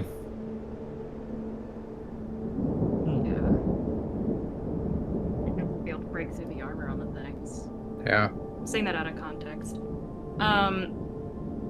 Art kind of basically takes his flask back out of his pocket as they're kind of cheering and just downs the rest of it. Kind of like taps it a couple times as if he's expecting more to be in there, and kind of looks to Grant. Look, next time there's an emergency flask situation, make sure it's full before we start going on to worlds with Rak'gol. If that's the case, I'll just give you the entire bottle. Art kind of gives him a thumbs up and tosses him the flagon back. He catches it and he immediately holsters. He immediately like puts it in his coat pocket, and he depowers his plasma pistol. And he goes, "We only have so much time. Let's go." Hey Diego. Yes? So you know how I tore the head off of the guy? Did the head explode or did his body explode? The head exploded, but not the body. You have a more or less fully intact render corpse, and you hear it start to beep. Aww. Can we disarm it? Disable it! Disable it! Go!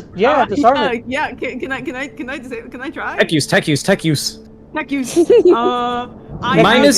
Yes. Minus 20 because you need to find a damn thing first, and you need to disarm a alien bomb that runs on radiation. I rip the bomb out and chuck it.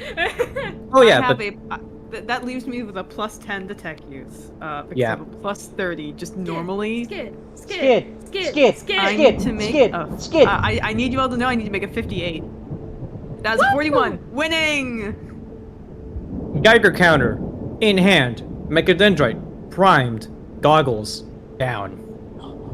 You surgically open an incision into the corpse based on the readings that picked up on the Geiger counter, and you see the small beeping device. Quickly grasping it in your mechadendrite, you just chuck it. And the bomb goes off in the air. You look down at your prize, a mostly intact render corpse. Or at least it would be, were it not for the grievous wounds it suffered in battle. Oh, that's fine. From Tam's, Tam, what do you have? Inferno pistol? Hell pistol. Hell pistol, right. I also lodged 4 bolter rounds into it.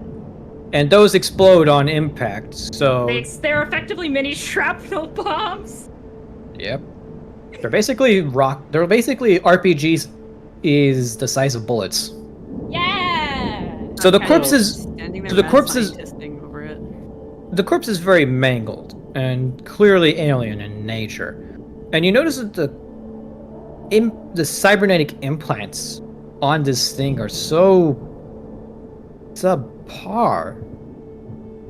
You would feel bad for a servitor given these parts. Damn. Like, this is the worst craftsmanship you've ever seen, but it works. It lacks the grace and beauty of an Omnissiah approved augment. From it, you can recover an implanted monoblade Oh. that Cool. lacks much of its cutting edge as a result of the death of this creature. And you notice that the respiratory system uses some strange form of augmentation. However, you're not entirely sure what the repercussions of implanting this into a human would be. I'll figure it out. And you know that working with xenotech is super illegal. At the very least, if you want to try any sort of experimentation, you would need Kadrian Handross's I was approval. about to say, I need my bestie boy, Kadrian Handros. I mean, Ark is currently walking around in Xenotech. Well, the difference being that you're not modifying it. Oh, that is You're true. You're wearing it as is, and you got a cloak on, so like most people wouldn't recognize it at a glance. There's a big difference between working and making Xenotech and just using it, and Kadrian Handros is smart enough to know when to not have beef over that. Yeah, I gotta talk to my really cool man's Kadrian Handros and be like, hey yo bestie, I know you like taking apart some Xeno bitches. What about this one? You like this one? Ooh, this one. As you geek out over the corpse, Cadium, the soldier left behind by House Bastille looks up from the rock. Oh there! So, be ye friend or enemy? then from there, Grant's going to look toward the dead Rak'gols, and he's going to look back at him and going, "Are you really prepared to have us as an enemy right now?" I don't know you. You with House Bastille? Is he speaking in Gothic, or is he speaking Low in Trader Gothic, tongue? I'm assuming. Low Gothic. This is just a grunt. I'm gonna go Silverwind. Fuck! Yeah. He tosses down his las rifle. I walk up to him with my hands behind my back. On top of the rock, he just like sits down and like legs dangling over the edge of the rock, and he just looks down at you and says, "My boss told me either I come back with what we came out to set for, or I don't come back at all." Art kind of looks to the guy. Didn't your guys' ship crash upon entry? You think that was the only ship we had? We had a bunch of them. Whole invasion force, to be honest. We launched from the Aberrant and tried to land on this planet. We thought we'd be fine. We thought we could pull it off, but nah. Nah, most of the ships never even came in one piece. My shuttle was the one that had the Psyker aboard. She was supposed to take a reading of the Nexus. And next thing we know, he points towards the Rak'gol. Them bastards cut up my entire crew. Psyker didn't even last a second against them, and I thought we sure as heck had an ace up our sleeve. So I ran. The only thing I could do. Those there critters have been chasing me, toying with me. Didn't even think they were capable of that, the way they tore apart my friends.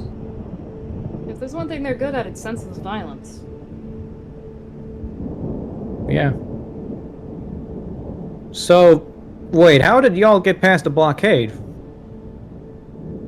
So I go. So Grant, he kind of like there's like a gleam in his in one of his visors. He's gonna go.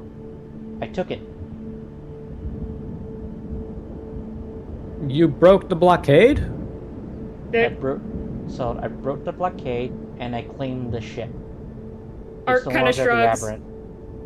Yeah, no Aberrant anymore. Unfortunately, Grant was a little hasty naming it with Ogrins on board. So, you know. He looks at you, and he looks furious. You bastards. You fucking took the Aberrant for yourself? Yeah, Grant, we did. Art kind of looks to him. What are you gonna do about it? Is there a problem? You gonna, you have a ship to get back up there even if it was still in orbit? He looks at you, Grant, and he looks at you with a very familiar hate. The hatred of a man who swore he would kill you. But looking at you, your crew, and the dead Rak'gol, he sighs and just slumps where he is. He looks over to his las carbine and over to you. And he doesn't do anything. He sits there. Good. Because if we did, grenade launcher. mm-hmm. He looks at you, Grant, and says, "There is a special place in hell for men like you. You done cut up my friends, took my home, and let an Ogren rename it? I ought to shoot you where you stand, good sir. Art kind of. But I'm not an idiot. Take your fucking prize. There ain't no life for me up there no more. Way I see it, this is home now. But if I ever get off this damn rock, I'm coming for you, Mr. Silverwind." Art kind of looks to him and just kind of blinks a few times. No. You say you're not an idiot, right? I survived those 5 critters. Ark just kind of flicks his eyes to Grant in a gesture and basically, subtly, but enough that Grant would be able to see, basically puts a hand on his Inferno pistol. You gonna shoot an unarmed man? Hey, Captain. Yes, ZZ? Chakra? Chakra. As Grant just looks away and he just walks happily toward the direction of our effort. Yeah, Ark just kind of turns away the minute Grant says that, like, nope. Him kind of like waves to the guy and just like turns around.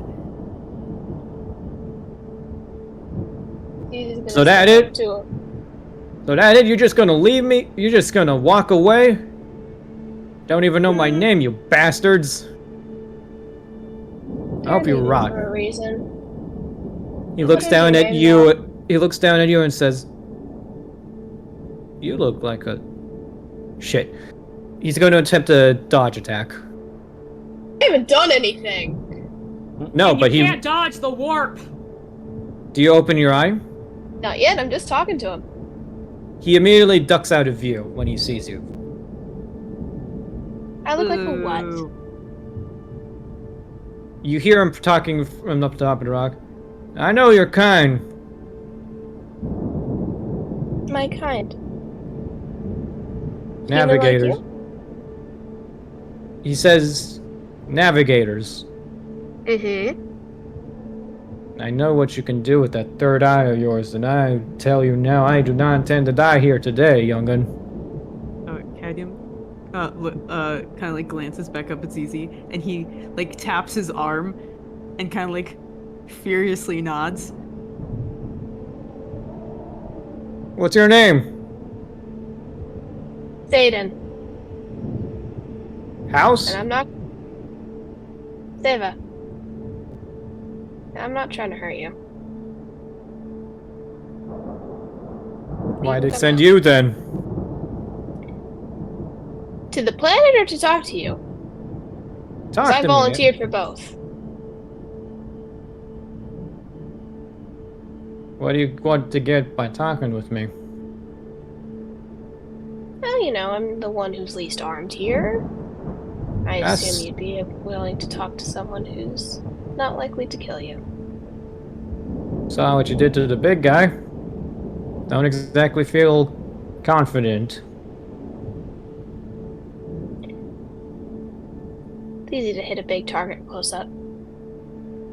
I'm not Yeah. very good with a gun, it's not my job.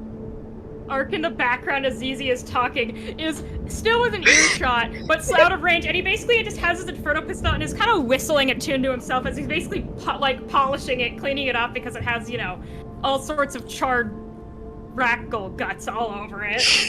As ZZ's talking.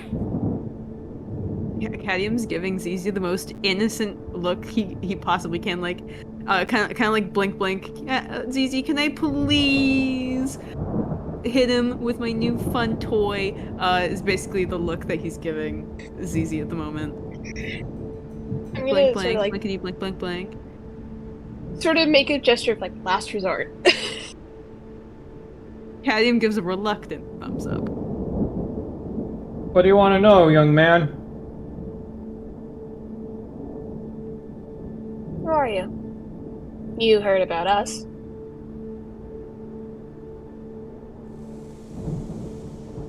Why are Travis. you so... Travis. Out of name's context, there's Travis. a teacher at a school named Travis. Yeah. The name's Travis. Travis Merritt.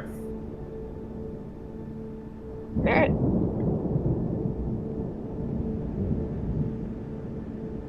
Earned name or family? Merritt clan. We was born aboard the Aberrant. So that ship is your home. The Aberrant has a lot of Void clans aboard. Entire families, bloodlines, living and working on that ship. Ever since it was first made. Sounds a lot like navigators. Yeah. We have our home place, but none of us stay there. Our job wanna is know to what's- be in the stars. So is my family. Yep. You want to know what's the difference, though? When they board and take a ship, they never go for the navigators. That's true. Tell me, when your people boarded my home, how Uh-huh. bad was it? What do you mean? How bad was it? Do you mean how many casualties? Yeah. My captain's good at his job. He limits that as much as he can. Ark kind of stops whistling for a second and looks over to him. You know, well, it stops polishing the pistol for a second. Trust me, there's more damage to the ship and the crew. And Grant's merciful. Lord Captain decided to let majority of the crew just up and leave with the Wolfpack raiders that were with the thing in the blockade. Good chunk of them are still alive. The only ones you need to worry about are a couple of guys aboard aboard the left-hand gunner deck, and some people by the engine room. Other than that, pretty much everyone else either escaped unharmed or wounded.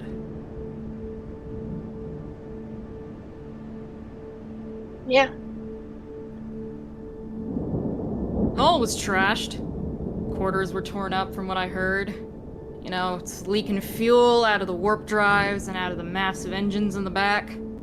One of the gunner decks, since it was taken by force, was completely covered in blood, gunfire breaking through the hull. But majority of the crew was unharmed. Most of them, seeing a commissar from Krieg casually walking up to them, just ran away and cowered. And he has enough honor not to shoot someone when they're down. Ark just kind of turns back to polishing the pistols if he didn't just describe the carnage of this guy's home. You don't hear or see anything from Travis Merritt.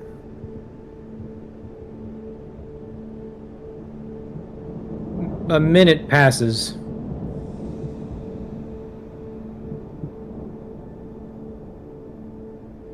My home will never be the same thanks to y'all. Tell me, would you give me safe passage back to my home if I asked? Captain? I want to say Grant is probably going to be like maybe 30 feet, like 30 yards away, keeping an eye out for any additional enemies. So out of earshot. Got it. Cool. Hey, Cadium. Yeah. I want to go relay that question. Ark kind of taps on his microbead. Lord Captain. That works too. Grant, he raises his arm and he taps his comm bead. Yes, Ark? Guy from House Bastille wants passage back to what's now the Krieg. Yay or nay?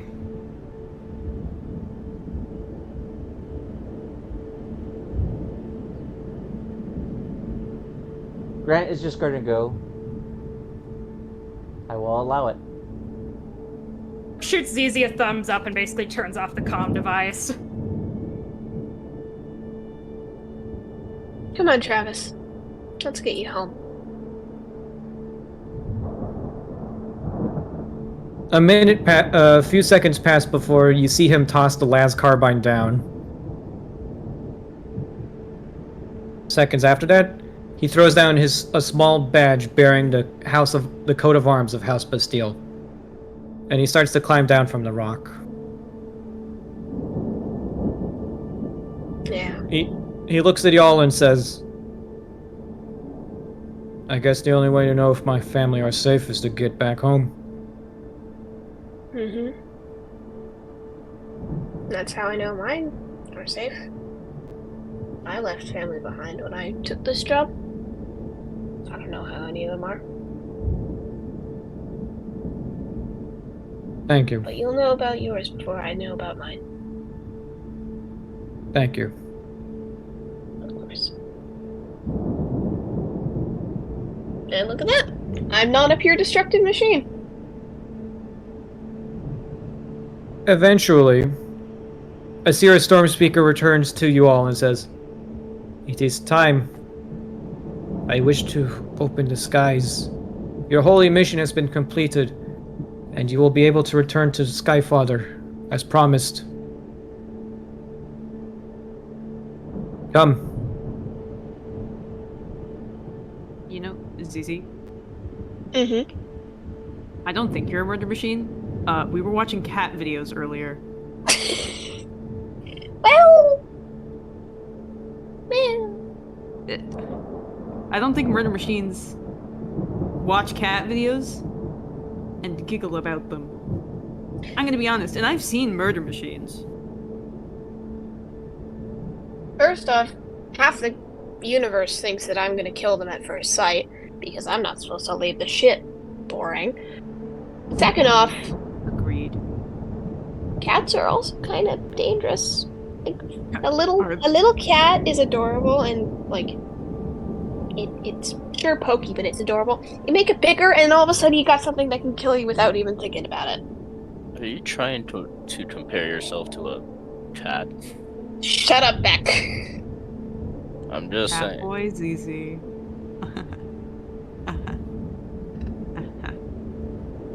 I'm not going to tell you what those are. Either way. Sure. Everyone turn to page 52. By the way, Cadmium's going to be dragging the corpse. I was- Or carrying it, question mark? I don't know how strong his mechadendrites are, as strong as he is. I You was can gonna have say- several of the Drossmen can help you just carry the corpse. Yeah, I will say, as ZZ is basically walking off and talking with Travis, Ark kind of takes out his Archaeotech pistol and just kind of lets out an audible, like, kind of chuff of annoyance before just forcefully shoving it back in its holster and basically half stalking, half walking after them. Grant's gonna be walking beside Ark. So, when do I get to say I told you so? Whenever you want, sir. I'm just saying. Like I said, a few would probably be fine. We were lucky. There was only 5 of them. There had been too many more. And honestly, if one of those things had managed to land a hit with one of those, frankly blunted but still functional monoswords, he just kind of shrugs. Innards might have become outards real quick. Mm-hmm. One almost got you. Trust me. I'm aware. I owe Cadmium one. Eventually, y'all find yourselves back at the Nexus site. This time in the company of Travis, who some of the other Dross tribesmen regard suspiciously. He doesn't seem to be quite fond of them either, but, you know, you vouch for him, so the other tribesmen don't really say or care much. Eventually, Zizi and Asira stand before the statue of the Sky Father. That majestic, lion-like statue that does not at all reflect the reality of the situation. One of the tribesmen comes forth bringing you a bowl of some dark, sloshy liquid. And you see Asira drink from the bowl and offer it to Zizi. Nundavind extract. Good for the mind. Okay. He's gonna like hesitantly take a drink. Oh god, this shit tastes awful. As most But- herbal remedies are. Yes, but you stomach it, power through it. You just remember, this came from a plant. If it comes from a plant, it's probably good. And, you know, you swallow with much hesitation because you're not used to the taste. And she says, good. It is very difficult to drink for first time. Yeah, I can tell. She smiles and holds out her hand. He's gonna like take it. You two hold hands, and she begins to channel the warp. You open yourself to the warp as well. Mm-hmm. The two of you are alone in a vast sea. Beneath you, a raging vortex of anger, discontent, pain, and loss. But, Zizi, you're more familiar with the Nexus than she is, and you help guide her towards it. She assumed she would be the one calling the shots, but she is surprised, and you feel it, when you instead are the one guiding her towards it. Everyone witnessing this event can feel strange things happening. The air gets colder, but not like before, where ice was forming on the very outsides of Grant's visors.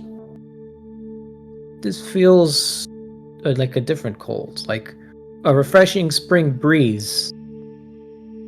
For a moment, all of you forget you're standing in the heart of a desert. Exactly what happened that day at the Dross Nexus will be a mystery to all who bore witness. But for the people of Dross, it will be a day that will go down in legend. One of the Dross men points to the sky and starts hooting and hollering excitedly. All eyes turn up and you can see the clouds slowly begin to part.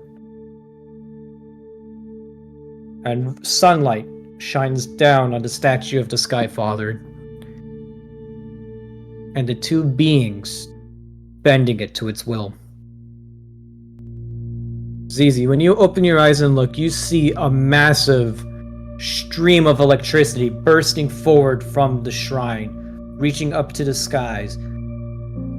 And Asira can see it too. But for everyone else, there is nothing. Only you two can see the energy of the planet reach to the atmosphere and part the skies for just a bit. Unfortunately, repairing the shrine is going to be beyond you. Zizi, you and Asira both lack the strength to fully fix the planet's atmosphere, and the ability to completely quell Dross's spirit. However, you instinctively know you have enough time to leave the planet and possibly call in shuttles. By your best estimate, the skies will stay this way for 5 days and 5 nights. She lets go of your hand, and she looks to you all and says, "Your chariots may now return to the blessed palace of the Skyfather. Words cannot express what you've done for me and my tribe. With this power, with this knowledge, I can unite our people once more. Many will call me a false prophet, but I do not care." She points towards the Rak'gol corpse. "My people are gathering what remains of the Star Devils. Their remains will be proof of my people's strength. I will use them to garner support. And with this feat of power, witnessed by my people, all will know that Asira Stormspeaker is the prophesized one. I will bring order to Dross, and when you return, my people will embrace the light of the Skyfather once more. Archangel Grant, Archsaint Zayden, I thank you both."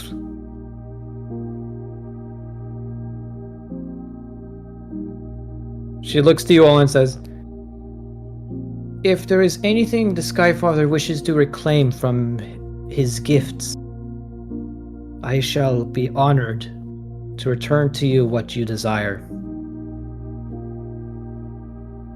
This is the least I can do for your help in cleansing the planet of the Star Devils. For now, I must take my leave. The war for the shrines shall continue once more with the Star Devil's death. Many tribes will seek to test their strength against my own. They will break before I do." Grant is going to go. He is going to unsheath his power sword, and he's going to hold up it respectfully toward her.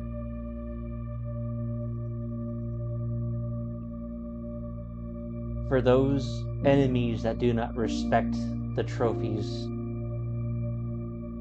and to prove what has happened today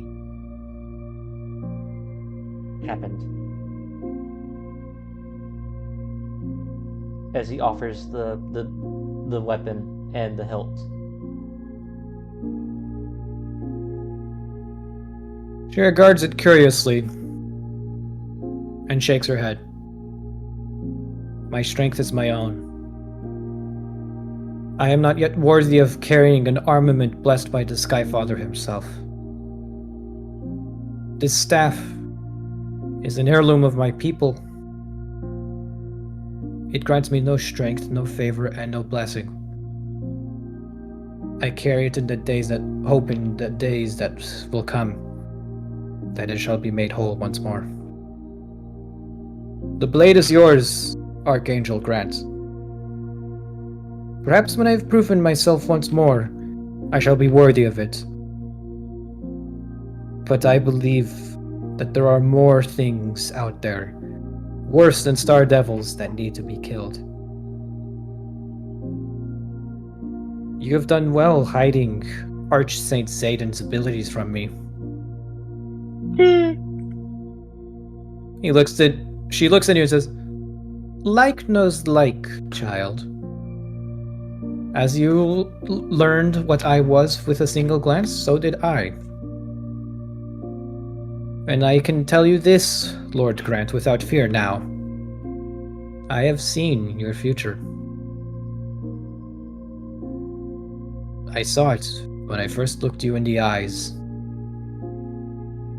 I had a vision of your coming to this world many moons ago. Have you not noticed how hospitable and reasonable I've been with you?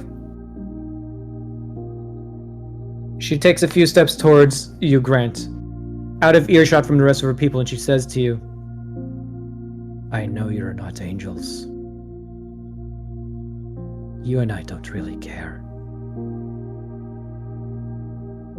I need whatever edge I can get to win war against other tribe. And you could use a warning in exchange for your discretion, Lord Captain. She leans in to whisper to you the following phrase. Son of Krieg. Olesander Albagard lives. And he awaits you at the field of shattered glass.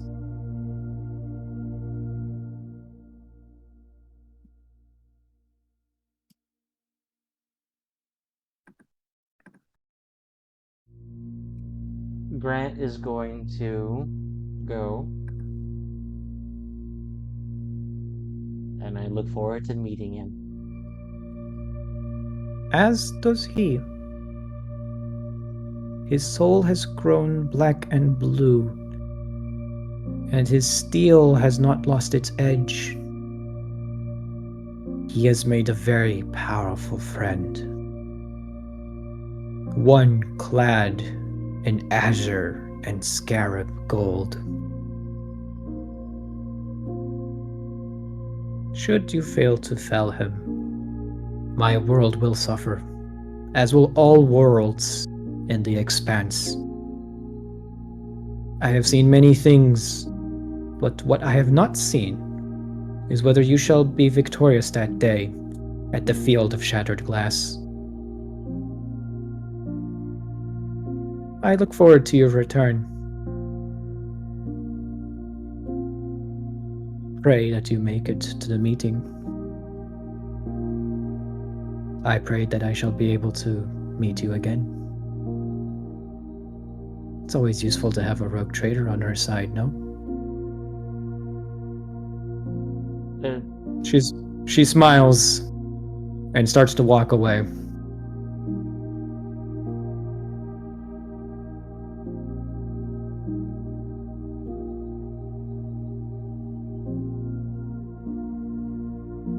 Clever. And what? That's all that Grant says in response. Is clever.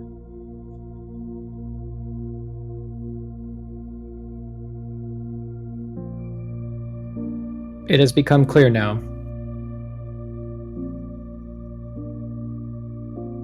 And so, as the first shuttles landed on the surface of Dross, the Dross men learned to keep their distance from the angels doing their holy work.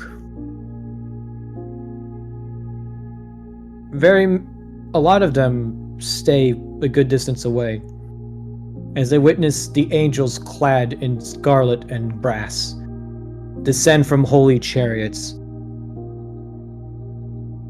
The holy angels, the Skitarii, march column by column into the wrecked vessel the Star Devils arrived in. The sickness in the air that felled so many of their brothers was not enough to stop the Skitarii angels from doing their work. There could be no better proof of divinity that they could march into this deadly and toxic place and emerge unscathed and healthy as before, carrying with them strange artifacts, inscrutable constructs of metal and sinew. All across the valley that the Skystalkers call home, angels at the direction of Archangel Grant arrived to examine the sites of the shrines. Many of them were pleased with the delicate care to which they were tended with. Others regarded them with disregard. One of them, a massive, hulking angel, clad in crimson robes and carrying a mighty axe, shakes his head as he stands before the wreck of a Mechanicus Ark. The Drossman question to this day why the angels were so disappointed. Had they not done the Skyfather justice? Had they not treated his gifts with the proper respect and rights? Why were the angels marching not as reclaimers seeking to take back what was given? Their behavior suggested that they were little more than invaders, pilfering the shrines for valuables. But why would the hero of Dross let his angels, his heavenly host, abuse and mistreat these holy sites so brazenly? What were the words that Stormspeaker said to him that day at the holy site? Who was the stranger that was with them when they left? The one clad in white and blue. He was no angel. He did not arrive with the others. But yet, he was taken with them nonetheless. Eventually, when the last chariot ascended to the skies and the clouds covered the skies once more, the Drossmen returned to their normal way of life. But all of them would have a spark of doubt weighing on their soul. Were they truly visited by angels of the Skyfather? Or was the truth more complicated than that? Stormspeaker promises them that great deeds were done in the name of the Skyfather, and that the angels carried out his will. Her tribe was blessed to be the ones to receive them, and they would continue the holy work of uniting the tribes. And yet, they still question, who is Archangel Grant, Archsaint Zayden and Beck, Saint Cadium, and of course the mysterious and inscrutable Night Angel Ark. Who were these strange people? These strangers who entered and left from paradise?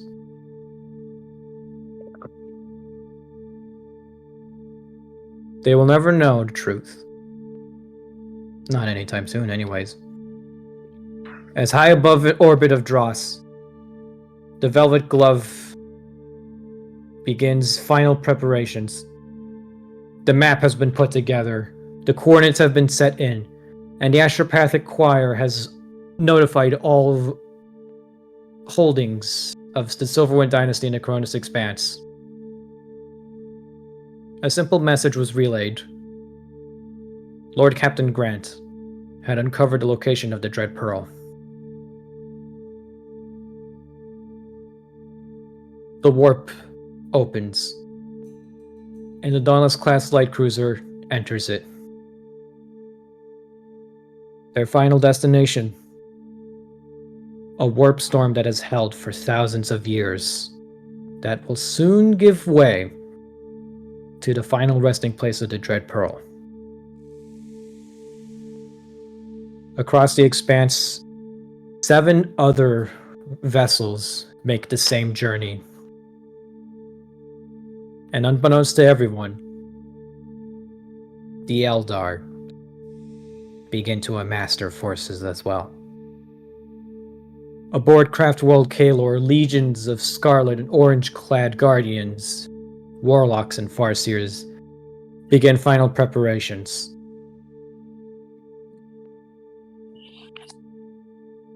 Who will be the one to claim the Dread Pearl? Who will die pursuing this great lost treasure? And more importantly,